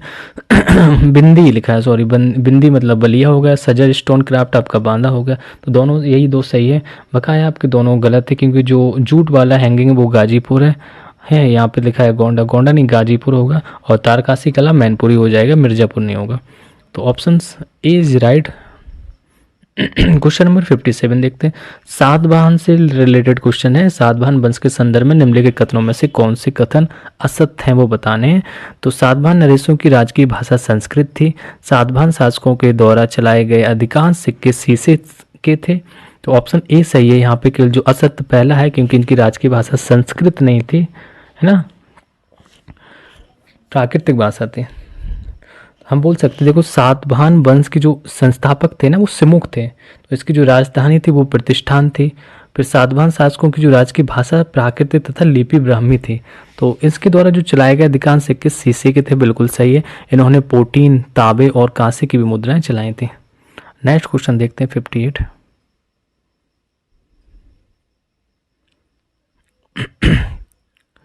क्वेश्चन नंबर 58 देखिए, थोड़ा सा प्रिंटेड कम है, बट हम आपको अच्छे से बोल देंगे, समझ लेना आपको। लिखा है, ऐतिहासिक स्रोतों के अनुसार महापदानंद के उत्तराधिकारियों की संख्या 8 थी। निम्नलिखित में से वे कौन से स्रोत हैं जहां इस तथ्य का उल्लेख है? तो किस की उनकी संख्या 8 थी, इस तो ये कहाँ पे उल्लेख किया गया? ये आपका किया गया पुराण और बौद्ध ग्रंथ में। कहाँ पे? पुराण और बौद्ध ग्रंथों के अनुसार जो महापदानंद के 8 उत्तराधिकारी थे, और इस राजवंश के जो अंतिम शासक था वो आपका धनानंद थे, जो सिकंदर के समकालीन थे। ठीक है, नेक्स्ट क्वेश्चन देखते हैं 59। 59 में चिश्ती संप्रदाय से, ये बड़े क्वेश्चन फेमस हैं। ये देखो, पीसेस वाला का ट्रेंड है एक, हमेशा ये चिश्ती संप्रदाय है ना, चालुक्य वंश है, समुद्रगुप्त, इनसे पूछते ही रहते हैं। चिश्ती संप्रदाय के निम्नलिखित संतों को पहले से बाद के क्रम में व्यवस्थित करना, कि पहले कौन आए फिर उसके बाद कौन से, उस हिसाब से चलना। तो सबसे पहले बाबा फरीद थे, है ना, यही आशीर्वाद देंगे, फिर और लोग आएंगे। तो पहले पे बाबा फरीद, दूसरे पे आपके हो जाएंगे शेख निजामुद्दीन औलिया, तीसरे नंबर पे आपके आ जाएंगे कौन से, शेख नसरुद्दीन चिरागी दिल्ली, और चौथे नंबर पे सैयद अहमद गैसुद्दराज। तो ऑप्शन बी इज राइट हो जाएगा यहाँ पे। बी में क्या हो जाएगा आपका? बी के अकॉर्डिंग ये रहेगा, बाबा फरीद सबसे पहले, फिर शेख निजामुद्दीन औलिया, फिर उसके बाद आपके शेख नसरुद्दीन चिरागी दिल्ली, फिर आपके Syed Mohammad Gesudaraz. Next question number देखते हैं 60 में ग्रंथ लिखा है और लेखक, तो बताने कौन से ग्रंथ कौन से लेखक का है।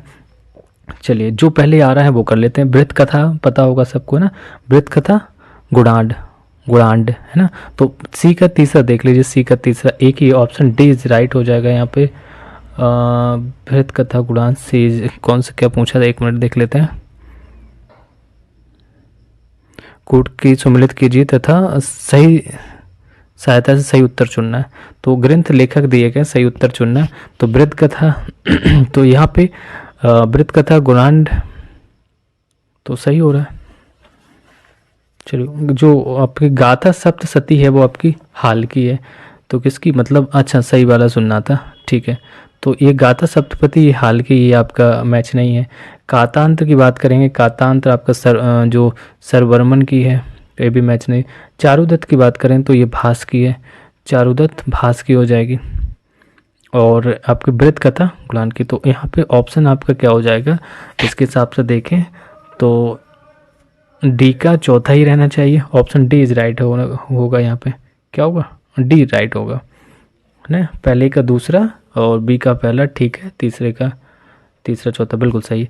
तो क्या है, गाथा जो आपकी थी सप्तशती हाल हाल गाथा सप्तशती हाल की रचना थी, और उसके बाद आपकी कातन सरवर्मन की, और वृत्त कथा गुणांड और चारुदत्त भास की। तो ऑप्शन डी इज राइट।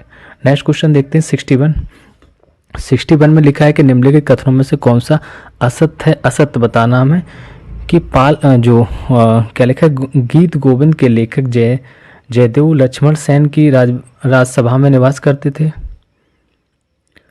तो असत्य बताना है ना। गीत गोविंद के जो लेखक जयदेव थे वो लक्ष्मण सेन की राजसभा में निवास करते थे, बिल्कुल सही है। पाल वंश के शासक बौद्ध धर्म के अनुयायी थे, ये भी सही है। पाल वंश की स्थापना धर्मपाल ने की थी। नहीं, पाल वंश की स्थापना धर्मपाल ने नहीं, यहाँ गोपाल होना चाहिए। तो इस वजह से ये आपका गलत हो गया, मतलब सी वाला गलत हो जाएगा। पाल वंश की स्थापना गोपाल ने की थी, धर्मपाल ने। और डी वाला है, कल्हड़ की जो राजतरंगिणी से कश्मीर के हिंदू राज का इतिहास कब प्राप्त होता है या ज्ञात होता है। ऑप्शन यहाँ पे सी गलत हो जाएगा। नेक्स्ट क्वेश्चन देखते हैं 62। 62 में लिखा है कि आपका बंग भाषा प्रकाशन सभा की स्थापना, तो कौन सी बंग भाषा प्रकाशन सभा की स्थापना की बात करते, बी हो जाएगा। 1836 में हुई थी। कांग्रेस की जो स्थापना से पूर्व भारत में जो अनेक राष्ट्रीय संगठनों की स्थापना हुई थी, जिनका उद्देश्य अपने अपने जो निर्धारित जो क्षेत्र में भारतीय राजनीति को नई दिशा देना था, एक टाइप से देखें तो बंगाल में भी स्थापित इस तरह के संगठनों में एक था आपका जो 1836 ईस्वी में स्थापित किया गया, वो आपका था बंग भाषा प्रकाशन सभा। एक अग्रणी ये संस्था थी। देखिए, हर क्षेत्र से अपना अपना नेतृत्व करते हुए लोग अंग्रेजों के खिलाफ मोर्चा संभाल रहे थे। उस टाइप से हर जगह कोई ना कोई एक संगठन बनता जा रहा था। एशिया महाद्वीप का निम्नलिखित में से कौन सा देश कर्क रेखा पर स्थित नहीं है। तो कर्क रेखा पर स्थित नहीं, बहुत इजी क्वेश्चन है अगर कर्क रेखा वाला अगर आ रहा है क्वेश्चन, क्योंकि आप बड़े आसानी से इसको कर सकते हैं। 63 का आपका हो जाएगा यहाँ पे डी। यमन नहीं होगा ना, म्यांमार है, म्यांमार से निकलती है, चीन से भी थोड़ी टच करती है। तो कर्क रेखा मतलब स्थित उसी कर्क रेखा पर स्थित नहीं है, वो बताना। तो यमन नहीं होगा। कर्क रेखा पर जो स्थित एशिया महाद्वीप के देश हैं, भारत है, चीन हो गया, बांग्लादेश हो गया, म्यांमार, ताइवान, सऊदी अरब, यूएन, ओमान है, लेकिन यमन नहीं है। ठीक है, तो बाई मैप के थ्रू इसको देखेंगे, समझ में आ जाएगा। नेक्स्ट क्वेश्चन नंबर 64 लिखा है कि महाविशास सूत्र को बौद्ध धर्म का विस्कोस कहा जाता है। किसको? महाविशास सूत्र को बौद्ध धर्म का विस्कोस कहा जाता है। इसके रचनाकार कौन थे 64 के? तो वसुमित्र थे। कौन थे? तो महाविशास सूत्र को बौद्ध धर्म का विस्कोस कहा था। उसके जो रचनाकार वसुमित्र थे, ये कनिष्क के दरबार में रहते थे। नेक्स्ट क्वेश्चन नंबर 65 देखते हैं। 65 में लिखा है लॉर्ड कॉर्नवालिस द्वारा निम्नलिखित में से किस एक संधि के संबंध में टिप्पणी की गई थी कि हमने अपने मित्रों को अधिक शक्तिशाली बनाए बिना ही अपने शत्रु को लाभदायक रूप से लंगड़ा कर दिया। अरे वाह, क्या कह रहा है कॉर्नवालिस? कह रहा है कि लॉर्ड कॉर्नवालिस द्वारा कहा गया कि हमने अपने मित्रों को अधिक शक्तिशाली बनाए बिना ही, मतलब मित्रों को भी शक्तिशाली नहीं होने दिया और अपने शत्रु को लाभदायक रूप से लंगड़ा कर दिया। अरे वाह, तो मतलब देखो ऐसे ऐसे सोचते ही वो श्रीरंगपट्टनम की संधि थी 1792 में हुई थी, क्योंकि जब तृतीय जो आंग्ल मैसूर युद्ध हुआ था 1790 से लेकर जो 92 के बीच में चला था, उसी वर्ष 1792 में श्रीरंगपट्टनम की संधि हुई आपकी श्रीरंगपट्टनम की। ओके, तो इसी संबंध में जब लॉर्ड कॉर्नवालिस द्वारा यह टिप्पणी की गई थी कि हमने अपने मित्रों को अधिक शक्तिशाली बनाए बिना ही अपने शत्रु को लाभदायक रूप से लंगड़ा कर दिया। तो इस संधि के अनुसार टीपू सुल्तान को उन्होंने हर्जाने के रूप में 3 करोड़ रुपए तथा आधा राज अंग्रेजों को भी देना पड़ा था। ये थी आपकी श्रीरंगपट्टनम की संधि। 66 क्वेश्चन नंबर देखते हैं। निम्नलिखित पत्रिकाओं में से कौन सा एक मदन मोहन मालवीय से संबंधित नहीं है? ये ध्यान देना कि नहीं है, मतलब 3 मदन मोहन मालवीय की होगी लेकिन चौथा नहीं। वो काल ही है, काल ही मदन मोहन मालवीय से संबंधित नहीं। लीडर है, अभ्युदय है, हिंदुस्तान है, लेकिन काल नहीं, क्योंकि जो काल का संबंध है वो सिमराम महादेव परांजपे से है। ठीक है, नेक्स्ट क्वेश्चन देखते हैं 67। स्थानीय पबन दी गई और स्थान दिएगा, तो कौन सी पबनें कहाँ पे चलती हैं ये बताना मैं। चलिए देखते हैं क्वेश्चन नंबर 67। तो देख लीजिए कौन सा है कि आपको जो पुरगा, हबूब, पैम्पीरो, बुरान कहाँ पे? रूस में चलती है, बिल्कुल सही है, पहले का पहले ही होना चाहिए। पैम्पीरो है आपको जो अर्जेंटीना में होती है, ये भी सही है। तो दूसरे का दूसरा, आई थिंक यहाँ पे ऑप्शंस आपका एक ए ही सही है। हबूब है वो सूडान है, पुरगा आपका टुंडा प्रदेश में है। तो इस टाइप से मैच द फॉलोइंग, ये आपकी जो स्थानीय पवन और स्थान होगा ए सही रहेगा, क्योंकि जो बुरान है आपका रूस में ही है, पैम्पीरो आपका अर्जेंटीना, हबूब आपका सूडान और पुरगा आपका टुंडा प्रदेश में पाई जाती है। नेक्स्ट क्वेश्चन देखते हैं, क्वेश्चन नंबर 68। थोड़ा सा प्रिंट कम हुआ है बट इसको आप आराम से मैं रीड करूंगा, आप सुनना। लिखा है कि कथन और कारण, सब्जेक्ट कुछ नहीं, सीधे दोनों दिए। भारतीय संविधान निर्वाचन आयोग की स्वतंत्र एवं निष्पक्ष प्रतिनिधि प्रदान करता है। तो भारतीय संविधान निर्वाचन आयोग की स्वतंत्र एवं, मैं रिपीट कर देता हूँ, स्वतंत्र एवं निष्पक्ष प्रतिनिधि प्रदान करता है। ठीक है, नेक्स्ट क्वेश्चन और कारण देखते हैं। मुख्य निर्वाचन आयुक्त की सेवा शर्तों में अलाभकारी परिवर्तन उसकी नियुक्ति के पश्चात नहीं किया जा सकता। तो ऑप्शन यहाँ पे ए सही है कि यहाँ ए आर तथा दोनों, तो ये ए आर तथा आर दोनों सही है। आर ए की व्याख्या भी कर रहा है, क्योंकि जो निर्वाचन आयुक्त की सेवा शर्तों में उसकी नियुक्ति के पश्चात जो अलाभकारी परिवर्तन पर निषेध का प्रावधान उसे कार्यपालिका से स्वतंत्र व निष्पक्ष प्रतिनिधि प्रदान करता है। नेक्स्ट क्वेश्चन नंबर देखते हैं 69। शिवाजी से संबंधित क्वेश्चन है। लिखा है शिवाजी से संबंधित निम्नलिखित घटनाओं को कालक्रमानुसार व्यवस्थित करना है। तो उनके अकॉर्डिंग जो घटनाएं हुई थी उनके समय में, उनको हमें व्यवस्थित करना है। चलिए देखें तो कौन कौन सी घटनाएं कौन सी पहले हुई थी। आपके लिखा है कि अफजल खां से संघर्ष, पुरंदर किला विजय, सूरत की प्रथम लूट, कंकोड़ विजय। तो 69 का यहाँ पे आपका डी इज राइट है। यहाँ पे सबसे पहले इन्होंने पुरंदर विजय की थी, है ना। कब? जो पुरंदर का किला जो इन्होंने विजित किया था 1654 में। ओके, फिर उसके बाद ये आते चौथे नंबर कोंकण विजय इन्होंने की 1657 में। नेक्स्ट फिर ये आते हैं अफजल खां का जो संघर्ष था। तो अफजल खां का जो संघर्ष था 1669 में हुआ था, 1659 में होता है ना। तो सूरत की जो प्रथम लूट थी 1664। तो 1600 इधर सेक्स कर दें। इस टाइप से ऑप्शन डी इज राइट हो जाएगा, क्योंकि जो पुरंदर किला का विजय हुआ था 1654 में हुआ था। कोंकण विजय की बात करें तो कोंकण विजय इनका 1657 में हुआ था। और इसके बाद जो अफजल खां से संघर्ष हुआ था 1659 में ईस्वी में हुआ था। और सूरत की जो प्रथम लूट हुई थी 1664 में हुई थी। चलिए क्वेश्चन नंबर 70 देखते हैं। 70 क्या है, रामायण मेले के संबंध में किन दो स्थलों से है। तो जो रामायण मेले का संबंध किन दो स्थलों से बताना है, कहाँ पर ये आयोजित होता है। तो चित्रकूट में होगा और अयोध्या में होगा। भैया जहाँ राम का घर अयोध्या और चित्रकूट जहाँ बेचारे वनवास बिताए थे, तो वो आपका हो जाएगा डी इज राइट, है ना। नेक्स्ट क्वेश्चन नंबर 71 देखते हैं। ब्राजील में होने वाले स्थानांतरित कृषि जो कि मृदा अपरदन का मुख्य कारण है, क्या कहलाती है वो कृषि जो होती है, उसको हम रोका कहते हैं। अपने यहाँ वो उसको हम क्या कहेंगे, स्थानांतरित कृषि कहते हैं, उसी को रोका कहते हैं ब्राजील में। ठीक है, और अब जैसे लिखा है मिल्फा, तो मिल्फा ये इसको मध्य अमेरिका में कहते हैं। कोनकू लिखा है बी में, तो कोनकू की बात करें वेनेजुला में कहते हैं। रोका आपका होगा ब्राजील और तुंगिया म्यांमार में होता है। भारत में स्थानांतरित कृषि कहते हैं। चलिए 72 क्वेश्चन नंबर देखते हैं। 72 में लिखा है निम्नलिखित में से राज्य के नीति निर्देशक सिद्धांतों के विषय की पहचान करनी है। कौन कौन से राज्य के नीति निर्देशक तथ्य हैं। तो 72 का ए हो जाएगा। पहला और तीसरा यहाँ पे सही है, क्योंकि मद्य निषेध करना और समान नागरिक संहिता ये दोनों ही है। क्योंकि जो मद्य निषेध की बात करें तो आर्टिकल 47 और समान जो नागरिकता संहिता की बात करें तो आर्टिकल 44, ये संविधान के अंतर्गत राज्य के नीति निर्देशक सिद्धांत हैं। बाल श्रम की बात करेंगे तो बाल श्रम जो दिया है दूसरा, ये आपका हो जाएगा आर्टिकल 24 के अकॉर्डिंग। और अस्पृश्यता मतलब छुआछूत के निषेध की बात करें आर्टिकल 70 से, ये सब मौलिक अधिकार के। ठीक है, तो नीति निर्देशक पूछा था, मद्य निषेध सामान्य नागरिक संहिता हो गया।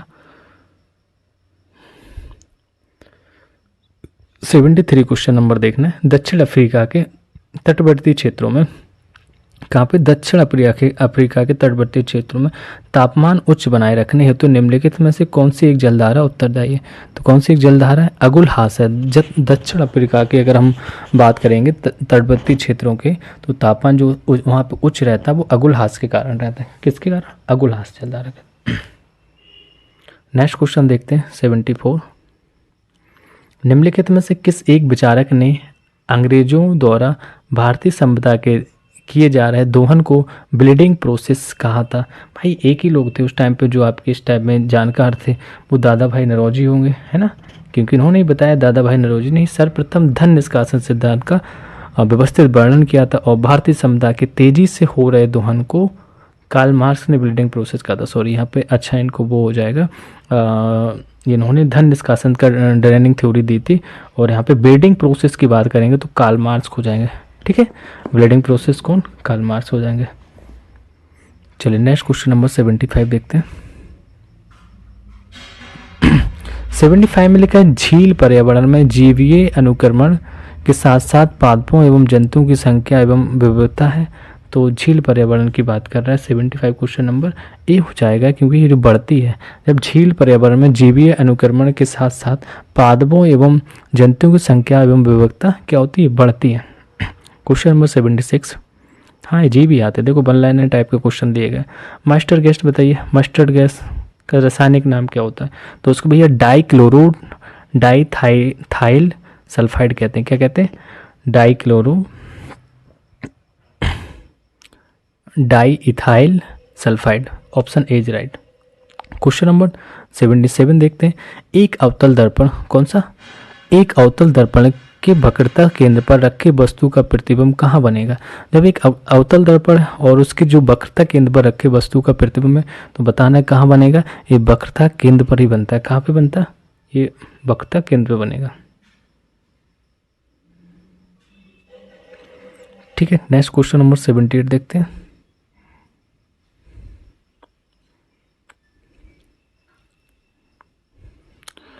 सेवेंटी एट में लिखा है कि अर्थव्यवस्था में क्रियात्मक घाटा को सही निरूपित करना है। तो अर्थव्यवस्था में जो क्रियात्मक घाटा है उसको सही निरूपित करना 78 का भी हो जाएगा।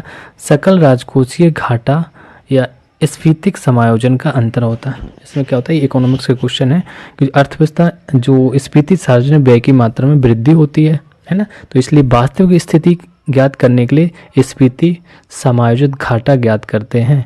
तो यही क्रियात्मक घाटा है आपका। नेक्स्ट क्वेश्चन देखते हैं। 79 क्वेश्चन लिखा है उच्चतम न्यायालय के जो परामर्शदात्री क्षेत्राधिकार के अंतर्गत सम्मिलित क्या क्या स्टेटमेंट है वो बताना है। तो यहाँ पे आपका सी वाला सही है कि सार्वजनिक महत्व के जो कानूनी या तथ्यात्मक मामलों में राष्ट्रपति को सलाह देना है। ठीक है, अभी बाध्यकारी नहीं रहता, दे सकता है वो सलाह, बाध्यकारी सॉरी मानना राष्ट्रपति के लिए बाध्यकारी नहीं है। तो अनुच्छेद 143 में लिखा है कि अंतर्गत उच्चतम न्यायालय के जो परामर्शदात्री क्षेत्राधिकार के अंतर्गत सार्वजनिक महत्व या कानूनी या तथ्यात्मक मामलों में राष्ट्रपति को सलाह देना सम्मिलित है। आर्टिकल 143 के अकॉर्डिंग है ये। क्वेश्चन नंबर 80 देखते हैं। खनिज संस्थान दिए गए, अच्छा ये ध्यान देना भैया, सम्मिलित नहीं है, तो नहीं वालों को थोड़ा सा अंडरलाइन पहले ही कर लेते हैं। खनिज संसाधन दिए गए, जिला दिए गए, कहाँ पे कौन से पाए जाते हैं, तो कुछ भी नहीं आ रहा होगा, आप सीधा एक चीज़ देखेंगे यूरेनियम वाला है ना, सम्मिलित नहीं होता है। यूरेनियम वाला ललितपुर है, तो ये तो सही सम्मिलित है, हमें नहीं वाला बताना है। ठीक है, तो पोटास क्वेश्चन नंबर 80 का, यहाँ जो मैग्नीसाइट है वो प्रयागराज में नहीं होता है, क्योंकि मैग्नीसाइट नहीं वो कांच पाया जाता है आपके यहाँ पे। तो बकाया इमारती पत्थर की बात करेंगे, मिर्ज़ापुर बिल्कुल सही है, तो इसको क्रॉस कर दो, आपका यहाँ पे ऑप्शन डी होगा। फिर यूरेनियम ललितपुर है, पोटास आपका सोनभद्र में है। तो मैग्नीसाइट मुख्यतः ये आपका सैताप ईंटों के निर्माण में होता है, उत्तर प्रदेश के बांदा और वाराणसी जिले में ये प्राप्त होता है। प्रयागराज से कांच पाया जाता है, बालू। नेक्स्ट क्वेश्चन नंबर देखते हैं 81। 81 में लिखा है हॉकी स्टिक क्रिकेट के स्टंप बनाने में, जो हॉकी स्टिक हो या क्रिकेट की स्टंप बनाने में प्रयुक्त शहतूत की लकड़ी का वैज्ञानिक नाम क्या है? शहतूत की लकड़ी का वैज्ञानिक नाम बताना है। मोरस अल्वा है क्या? Morris Alva.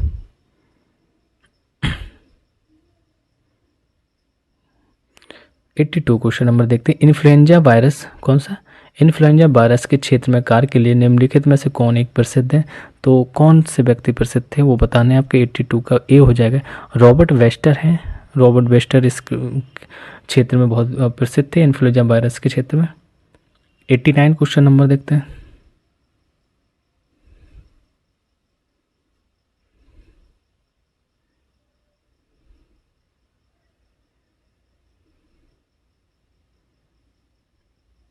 एक मिनट, क्वेश्चन नंबर 83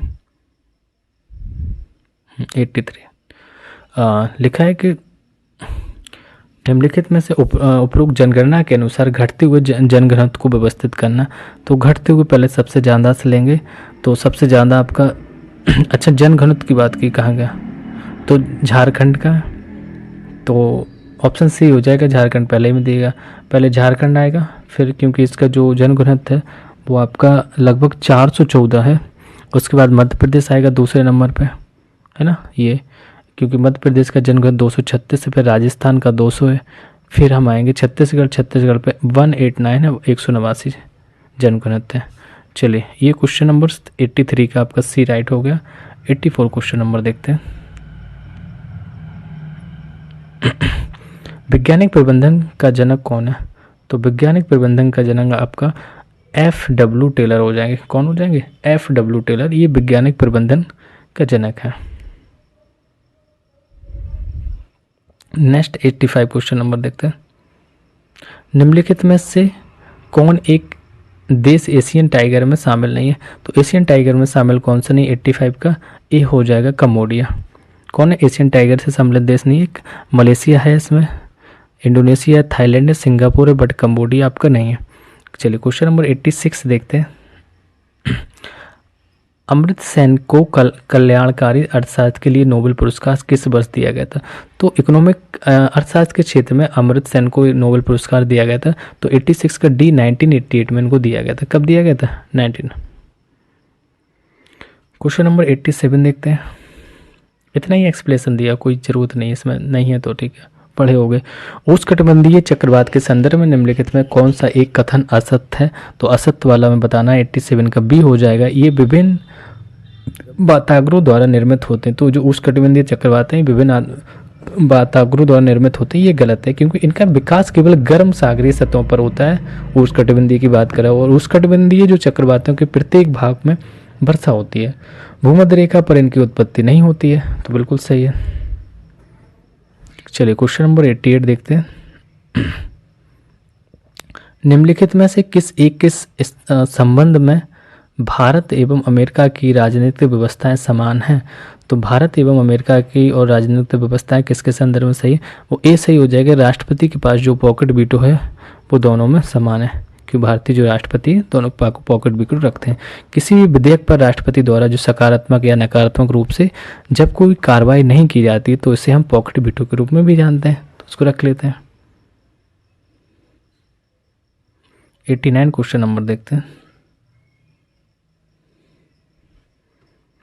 89 में लिखा है कि निम्नलिखित में से कोई सुमेलित नहीं, वो बताना। नगर दिया गया, उद्योग दिया गया, और 89 का ए वाला आपका नहीं, क्योंकि जो ब्रैडफोर्ड है वो लोकोमोटिव के लिए नहीं होता है ना। ब्रैडफोर्ड आपका एक शहर इंग्लैंड की ऊनी वस्त्र उद्योग के लिए प्रसिद्ध है, जबकि बकाया सारे सही है। स्टॉकहोम की बात करेंगे जलपोत निर्माण के लिए, ओटावा आपका कागज उद्योग के लिए, सेंटियागो आपका शराब उद्योग के लिए। नेक्स्ट क्वेश्चन नंबर 90 पे हम लोग पहुंच गए, देखते हैं 90 में क्या। उपरोक्त राज्यों को उनकी शहरी जनसंख्या के हिसाब से अवरोही क्रम में व्यवस्थित करना। पहले हम जनसंख्या के हिसाब से उसको व्यवस्थित करना। तो सबसे ज़्यादा जनसंख्या अवरोही क्रम, आरोही नहीं, बढ़ते नहीं, घटते क्रम में लिखना। तो शहरी जनसंख्या पूछी, देखो ये ध्यान देना वर्ड पे कि यहाँ पे शहरी जनसंख्या पूछी, जनसंख्या नहीं पूछी। तो शहरी जनसंख्या सबसे ज़्यादा आपकी महाराष्ट्र में, मतलब दूसरा वाला पहले आ जाएगा, तो ये हो जाएगा। फिर उसके बाद हम आएंगे उत्तर प्रदेश पे, है ना। फिर उसके बाद आपका आएगा तमिलनाडु, और फिर पश्चिम बंगाल। तो ऑप्शन ए इज राइट हो जाएगा, क्योंकि जो महाराष्ट्र की जो शहरी जनसंख्या लगभग 13.47 मिलियन है। फिर उसके बाद उत्तर प्रदेश की 11.79 मिलियन, तमिलनाडु की 9.25 मिलियन, और पश्चिम बंगाल की लगभग आपकी 7.71 मिलियंस है। तो इस टाइप से ऑप्शंस आपका ए हो जाएगा। नेक्स्ट क्वेश्चन नंबर 91 को देखते हैं हम लोग। परिसीमन आयोग के संदर्भ में निम्नलिखित असत कथन बताना है। तो असत बताना है परिसीमन आयोग के बारे में, तो क्या होता है क्या नहीं। तो यहाँ पे ये ऑप्शन सी हो जाएगा कि दोनों ही असत्य हैं, क्योंकि जो संविधान में क्या बताना, एक मिनट, असत कथन चुने तो 91 का संविधान का परिसीमन आयोग के संबंध में कोई इस पर निर्देश नहीं दिया गया है, ये तो सही है। और लोकसभा एवं विधानसभा की सीटों की संख्या में 2026 तक कोई वृद्धि नहीं की जाएगी, ये भी सही है। तो आई थिंक ये यहाँ पे सी ऑप्शन होना चाहिए, दोनों सही हो जाएंगे। 91 का असत कथन चुने 1 और 2, तो दोनों, इसका सी होगा क्योंकि दोनों सही होना चाहिए और असत्य ही होना चाहिए, उसमें असत्य गलत लिखा है, क्या होगा, सत्य होगा वो। चलिए नेक्स्ट देखते हैं क्वेश्चन।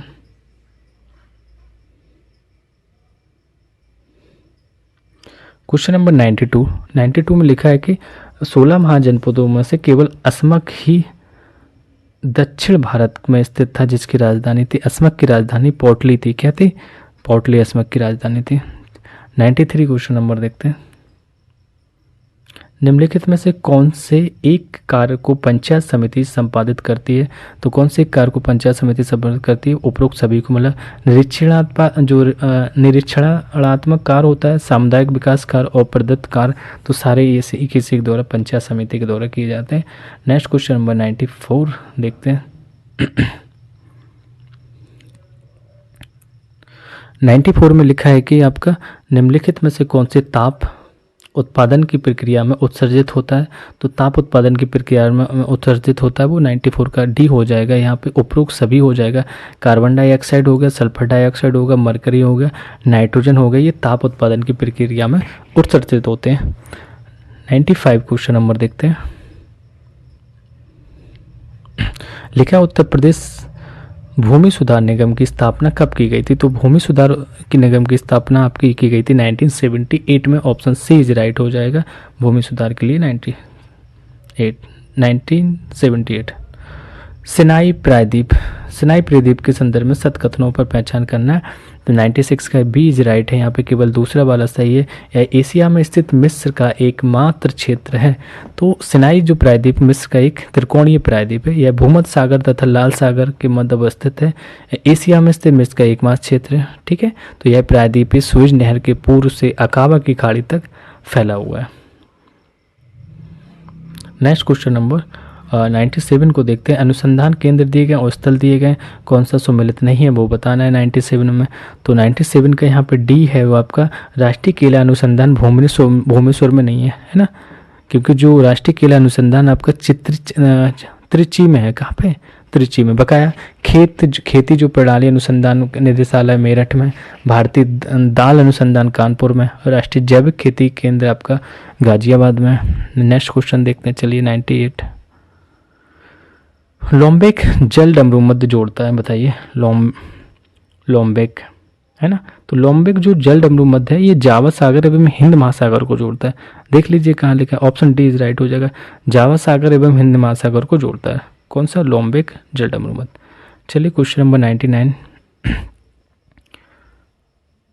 निम्नलिखित में से किस एक घटना के साथ उपमुख संकट जैसे सब प्राइम क्राइसिस शब्द प्रयुक्त किया था? तो 99 का आपका यहाँ पे हो जाएगा डी वाला। निर्धनता संबंधित जो कार्यक्रम था उसमें इस शब्द को सब प्राइम संकट शब्द का यूज हो गया था। जो निरंतर जारी अचल संपत्ति एवं वित्तीय संकट से संबंधित था, निर्धनता संबंधी कार्यक्रम है। नेक्स्ट क्वेश्चन नंबर 100 देखते हैं। लिखा है कि काचिन पहाड़ियाँ भारत के किस देश के साथ सीमा का निर्धारण करती हैं? तो ये म्यांमार के साथ करते हैं। काचिन पहाड़ियाँ सुदूर जो पूर्व राज्य में स्थित हैं, भारत और म्यांमार के बीच सीमा निर्धारण करती हैं। पहाड़ी अरुणाचल प्रदेश के साथ लगती है, बिल्कुल सही बात है।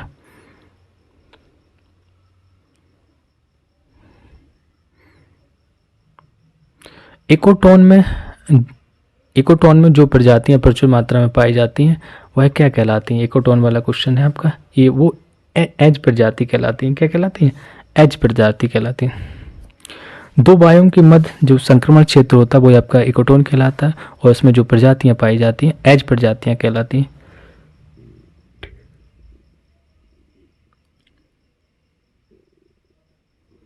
नेक्स्ट क्वेश्चन नंबर 102 देखते हैं। निम्नलिखित में से कौन एक प्रोटीन का कार्य नहीं है? तो प्रोटीन का कार्य कौन सा नहीं है? वो है आपका विटामिन सी का निर्माण करना नहीं है ना। विटामिन सी का निर्माण कार्बोहाइड्रेट कार्य करता है, यहाँ पे प्रोटीन का काम नहीं है। 103 क्वेश्चन नंबर देखते हैं। इकोलॉजिकल फुटप्रिंट के बारे में बात की गई।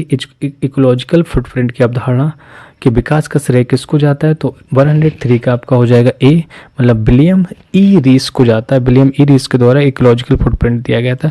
104 क्वेश्चन नंबर बात करते हैं। 20 डिग्री सेल्सियस पर जल में ध्वनि की चाल क्या होगी? लगभग कितनी होगी ये बताना है। तो इसमें 150 मीटर पर सेकंड के हिसाब से हो सकती है। 20 डिग्री सेल्सियस पर जब जल की ध्वनि की चाल होती है वो लगभग 150 मीटर प्रति सेकंड हो सकती है। नेक्स्ट क्वेश्चन नंबर 105 देखते हैं। थोड़ा सा प्रिंट इसका भी डिस्टर्ब है, देखते हैं। समुद्री उत्पाद निर्यात विकास प्राधिकरण, जिसको MPED एम्पेडा के संबंध में निम्नलिखित कथनों में से कौन से कथन सत्य हैं ये बताना है। इसका मुख्यालय कोच्चि में है, वो कह रहा है। इसकी स्थापना अप्रैल 1972 में हुई थी।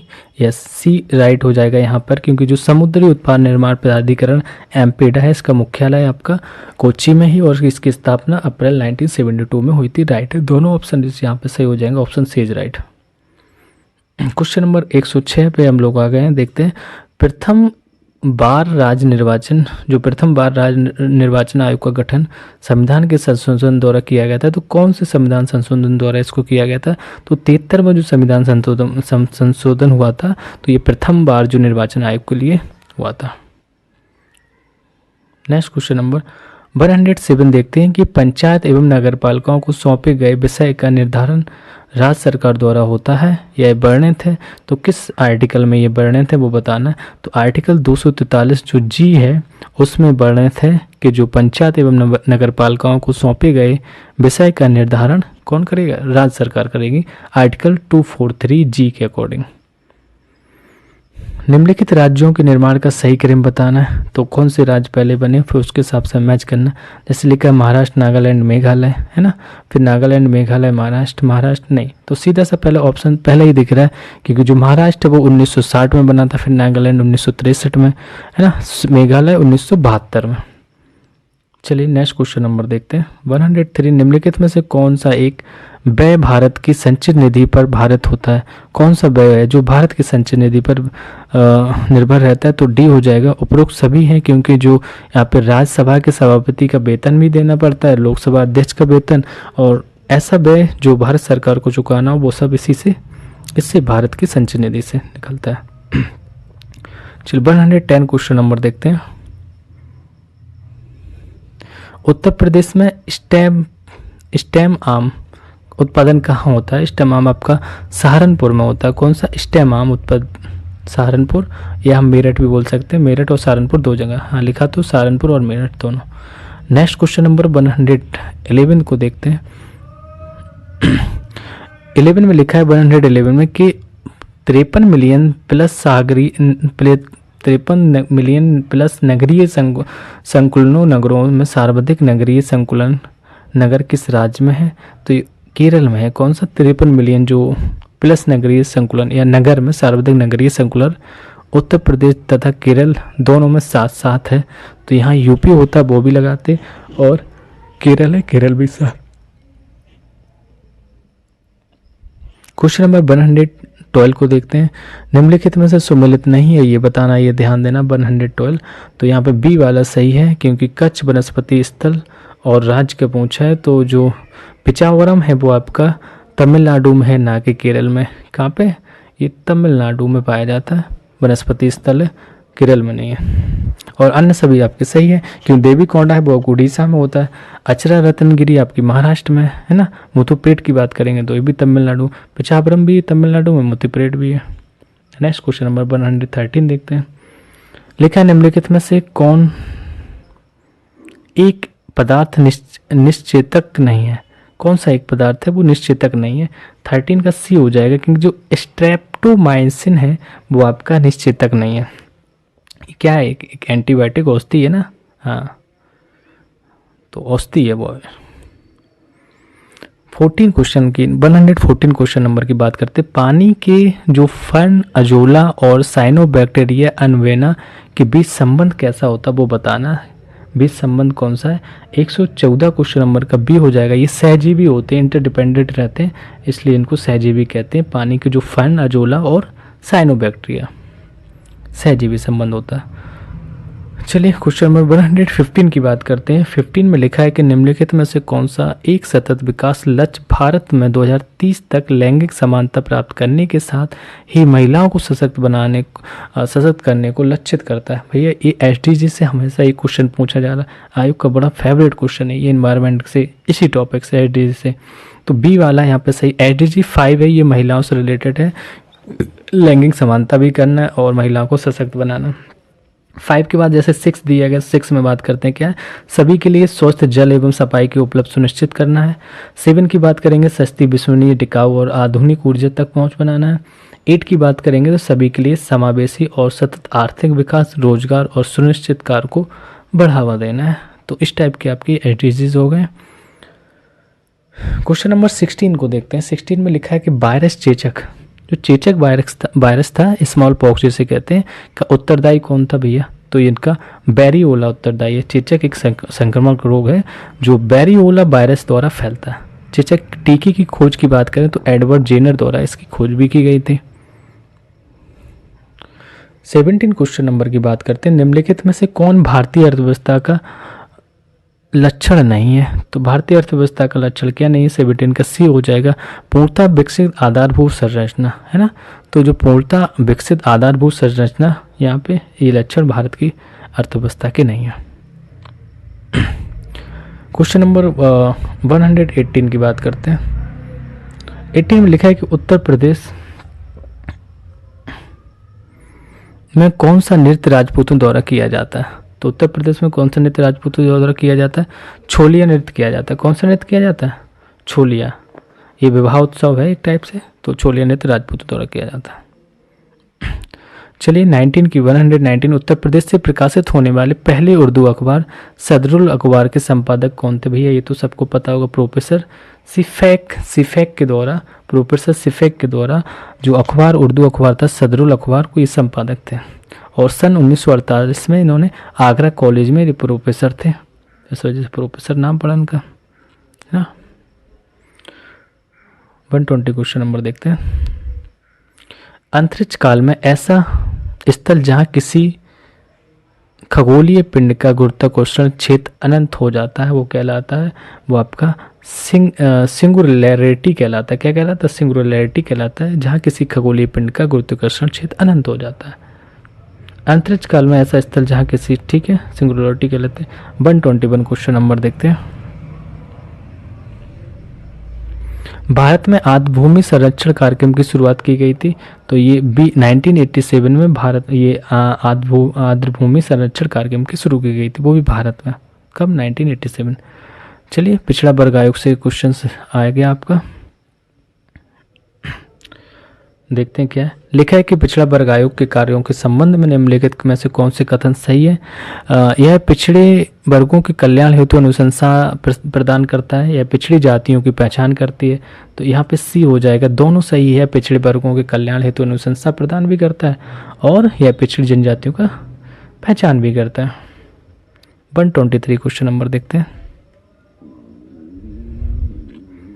लिखा है चुनाव में भाग लेने वाले उम्मीदवारों के लिए न्यूनतम शैक्षिक योग्यता निर्धारित करने की सिफारिश किस समिति ने की थी, तो की थी ये संथानम जो समिति है, इन्होंने चुनाव में कोई न्यूनतम सिफारिश की थी, कोई न्यूनतम योग्यता होनी चाहिए उसके लिए, संथानम समिति द्वारा।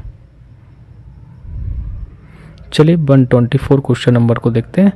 124 क्वेश्चन में लिखा है कि किसी भी व्यक्ति को संसद विधानसभा की कार्यवाही को प्रकाशित करने का अधिकार है, यह वर्णित है आर्टिकल किसमें, तो 124 का बी हो जाएगा। आर्टिकल 361A में लिखा है कि संसद या विधानसभा की कार्यवाही को प्रकाशित करने का अधिकार है किसी भी व्यक्ति को संसद हो या विधानसभा की कार्रवाई को प्रकाशित करने का अधिकार है, आर्टिकल 361A में वर्णित है।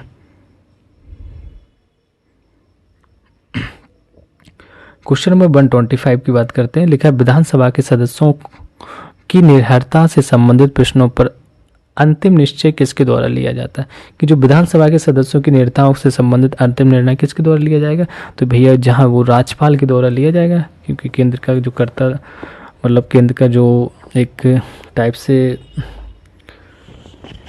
एक पार्टी रहता है केंद्र का, जो राष्ट्रपति द्वारा यहाँ नियुक्त किए जाते हैं राज्यपाल, तो विधानसभा के सदस्यों की निर्णयों से संबंधित प्रश्नों पर अंतिम निश्चय राज्यपाल द्वारा होता है। ये आर्टिकल 192 के अनुसार राज्यपाल निर्वाचन आयोग की सलाह पर यह कार्य करेगा। तो 192 के अकॉर्डिंग करेंगे वो, जब निर्वाचन आयोग से सलाह ले लेंगे। क्वेश्चन नंबर 126 की बात करते हैं। सितंबर 2023 में भारत की किस फिल्म को वर्ष 2024 के 96 ऑस्कर पुरस्कार हेतु भारत की आधिकारिक प्रविष्टि के लिए चयनित किया गया था, तो 126 का ए हो जाएगा 2018 एवरीवन इज अ हीरो के जो सितंबर इसमें हुआ था, सितंबर 2023 में भारत की जो 2018 एवरीवन इज अ हीरो को वर्ष 2024 के 96वें जो ऑस्कर पुरस्कार के लिए चुना गया था। यह फिल्म की बात करें तो ये मलयालम फिल्म है और जूड एंथनी इस फिल्म के निर्देशक थे।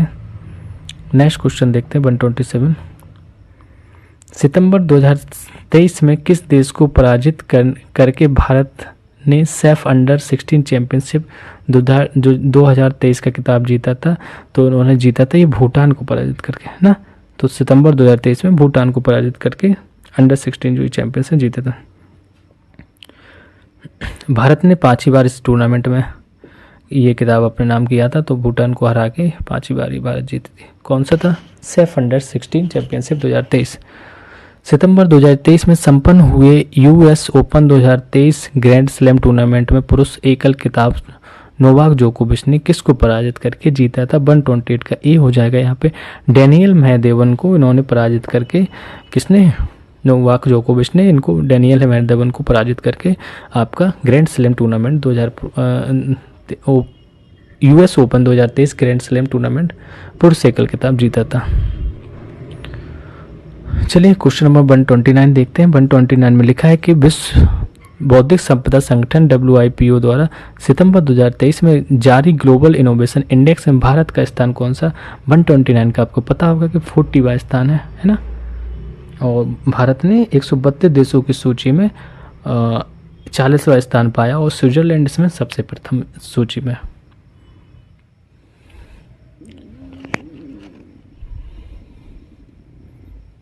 चलिए क्वेश्चन नंबर 130 देखते हैं। अगस्त 2023 में प्रसिद्ध सामाजिक कार्यकर्ता डॉक्टर बिंदेश्वर पाठक का निधन हो गया। उनके द्वारा किस एक संस्था की स्थापना की गई थी? तो बिंदेश्वर पाठक के द्वारा आपकी जो सुलभ इंटरनेशनल की ये संस्था की स्थापना की गई थी और इन्होंने 1970 में इसकी स्थापना की थी। इनको पद्म भूषण से भी सम्मानित किया गया था 1991 में, है ना। एक सामाजिक कार्यकर्ता थे और 1991 में इन्हें पद्म विभूषण भी मिला था, पद्म भूषण मिला था, सॉरी विभूषण नहीं। 31 क्वेश्चन नंबर 131 131 क्वेश्चन नंबर। अगस्त 2023 में निम्नलिखित में से किसने राष्ट्रीय हरित प्राधिकरण NGT के अध्यक्ष के रूप में पद ग्रहण किया है? तो NGT के जो अध्यक्ष बने वो आपके 31 का ए हो जाएगा न्यायमूर्ति प्रकाश श्रीवास्तव। कौन? न्यायमूर्ति प्रकाश श्रीवास्तव को NGT के अध्यक्ष के रूप में चुना गया। ठीक है, ये कलकत्ता उच्च न्यायालय के पूर्व न्यायाधीश थे और इनको NGT के अध्यक्ष। सितंबर 2023 में 8वें विश्व हरित अर्थव्यवस्था शिखर सम्मेलन का आयोजन कहाँ पर किया गया? तो ये आपका किया गया है दुबई UAE में, है ना। कि जो सितंबर 2023 में जो 8वें विश्व हरित अर्थव्यवस्था शिखर सम्मेलन हुआ था वो दुबई UAE में होता।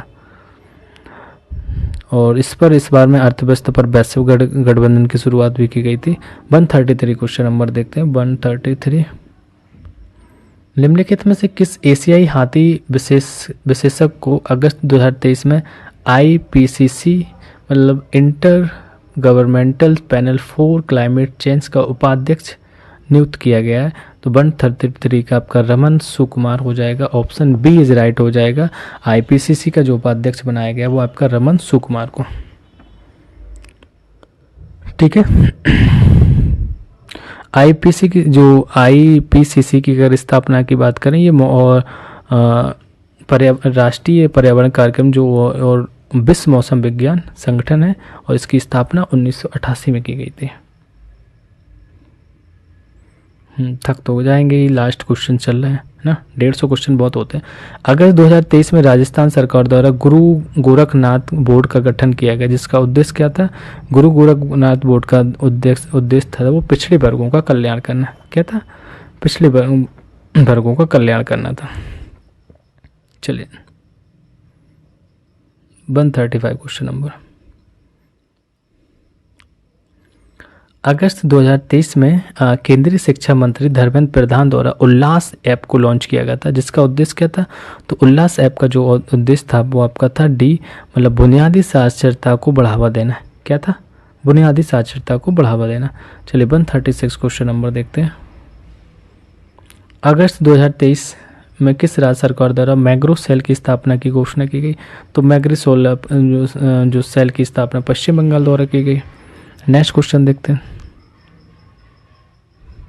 अगस्त 2023 में भारत द्वारा किस देश से स्पाइक NLOS मिसाइल प्राप्त की गई है?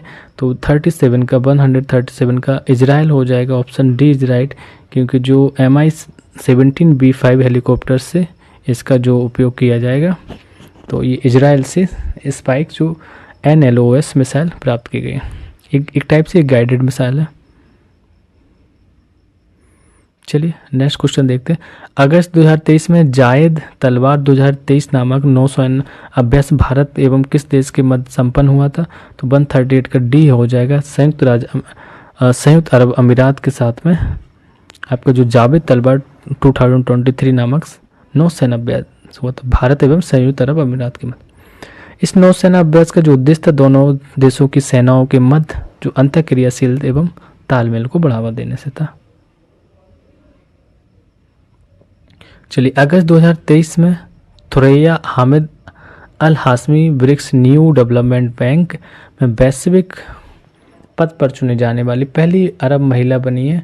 वो किस देश की निवासी थी? वो 139 का ए हो जाएगा, संयुक्त अरब अमीरात की थी। देखो ये क्वेश्चन करंट के हैं और ये हमने RO की जो टेस्ट सीरीज थी उसमें भी आए थे। देखो चीज़ें बदलती नहीं है, वो तो है जो क्वेश्चन उनको तो आना ही है, करंट का वो कुछ भी हो। तो ये अरब अमीरात की थी, संयुक्त अरब अमीरात की। 140 क्वेश्चन नंबर देखते हैं। निम्नलिखित में से किस तिथि को विभाजन दिवस का या स्मृति दिवस के रूप में मनाया जाता है? 140 का बी हो जाएगा। 14 अगस्त 2023 को मनाया जाता है ना।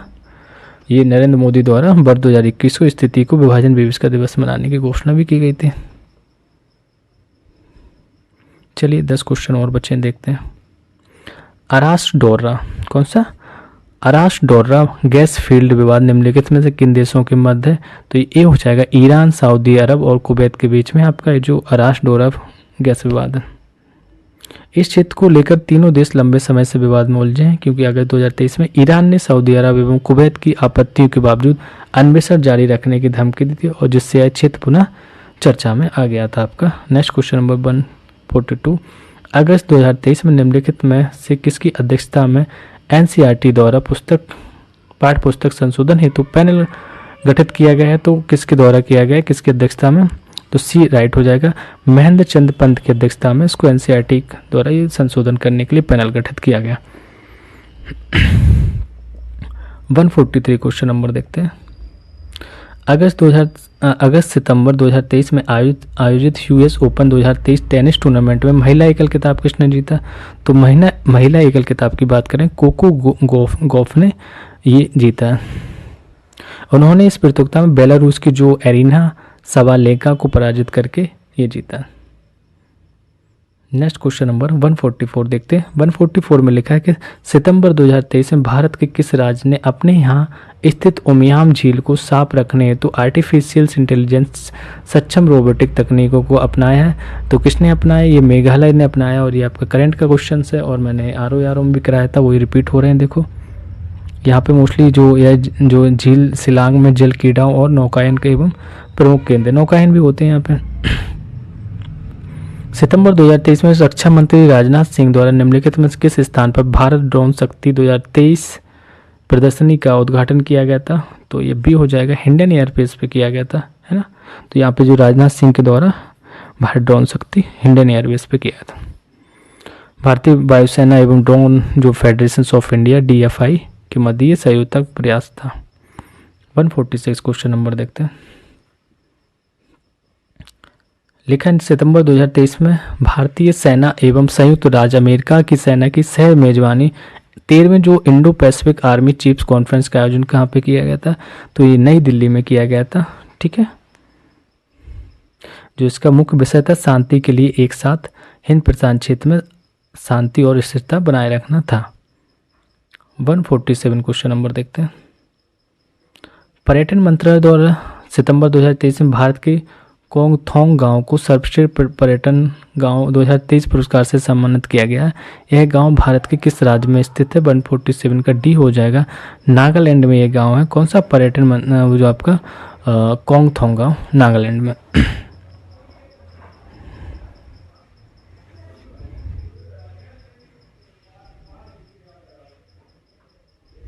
अब इसको भारत का प्रथम व्हीसलिंग गांव भी कहा जाता है, ठीक है। 148 क्वेश्चन नंबर। सितंबर 2023 में निम्नलिखित में से किसके द्वारा भारत का पहला UPI ATM लॉन्च किया गया था? तो भारत का जो पहला UPI ATM है वो आपका हितैची पेमेंट सर्विसेज के द्वारा इसको लॉन्च किया गया था, है ना। तो जो इसकी स्थापना की बात करें तो national payments corporation of India जिसके NPCI के सहयोग से किया गया था। चलिए सेकंड लास्ट क्वेश्चन आज के सेशन का।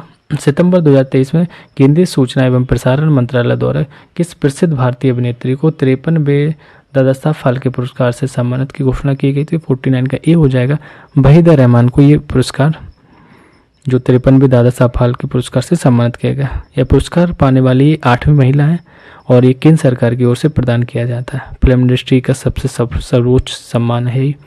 नेक्स्ट क्वेश्चन देखते हैं 150 लास्ट क्वेश्चन इस सेशन का। भारत की अग्रणी एकीकृत बिजली उत्पादक कंपनी NTPC लिमिटेड द्वारा सितंबर 2023 में किस स्थान पर ग्रीन हाइड्रोजन पायलट सम्मेलन 2023 का आयोजन किया गया था? तो कहाँ पे किया गया था? ये आपका नई दिल्ली में जो ग्रीन हाइड्रोजन पायलट सम्मेलन 2023 का ये प्रोग्राम किया गया था। इसमें कहते हैं भारत के सार्वजनिक एवं निजी क्षेत्र की जो कंपनियां विभिन्न ग्रीन हाइड्रोजन पायलटों का प्रदर्शन किया गया था। चलिए ये आपके देखिए ये टेस्ट नंबर 3 था अध्याय का, मैंने पूरे क्वेश्चंस करा दिए। ऐसे टाइप के और भी टेस्ट आपको मिलते रहेंगे और आप चैनल पे बने रहिएगा, लाइक कर लीजिए, इसको सब्सक्राइब करें और अपने दोस्तों को शेयर कर दें। देखिए मैं अध्याय IAS है आपका और दृष्टि जिसके भी जितने पेपर्स हो जाएंगे वो सारे कवर करा देंगे। इसके बाद आपका UPSC का भी कराएंगे, तो चैनल को आप लोग थोड़ा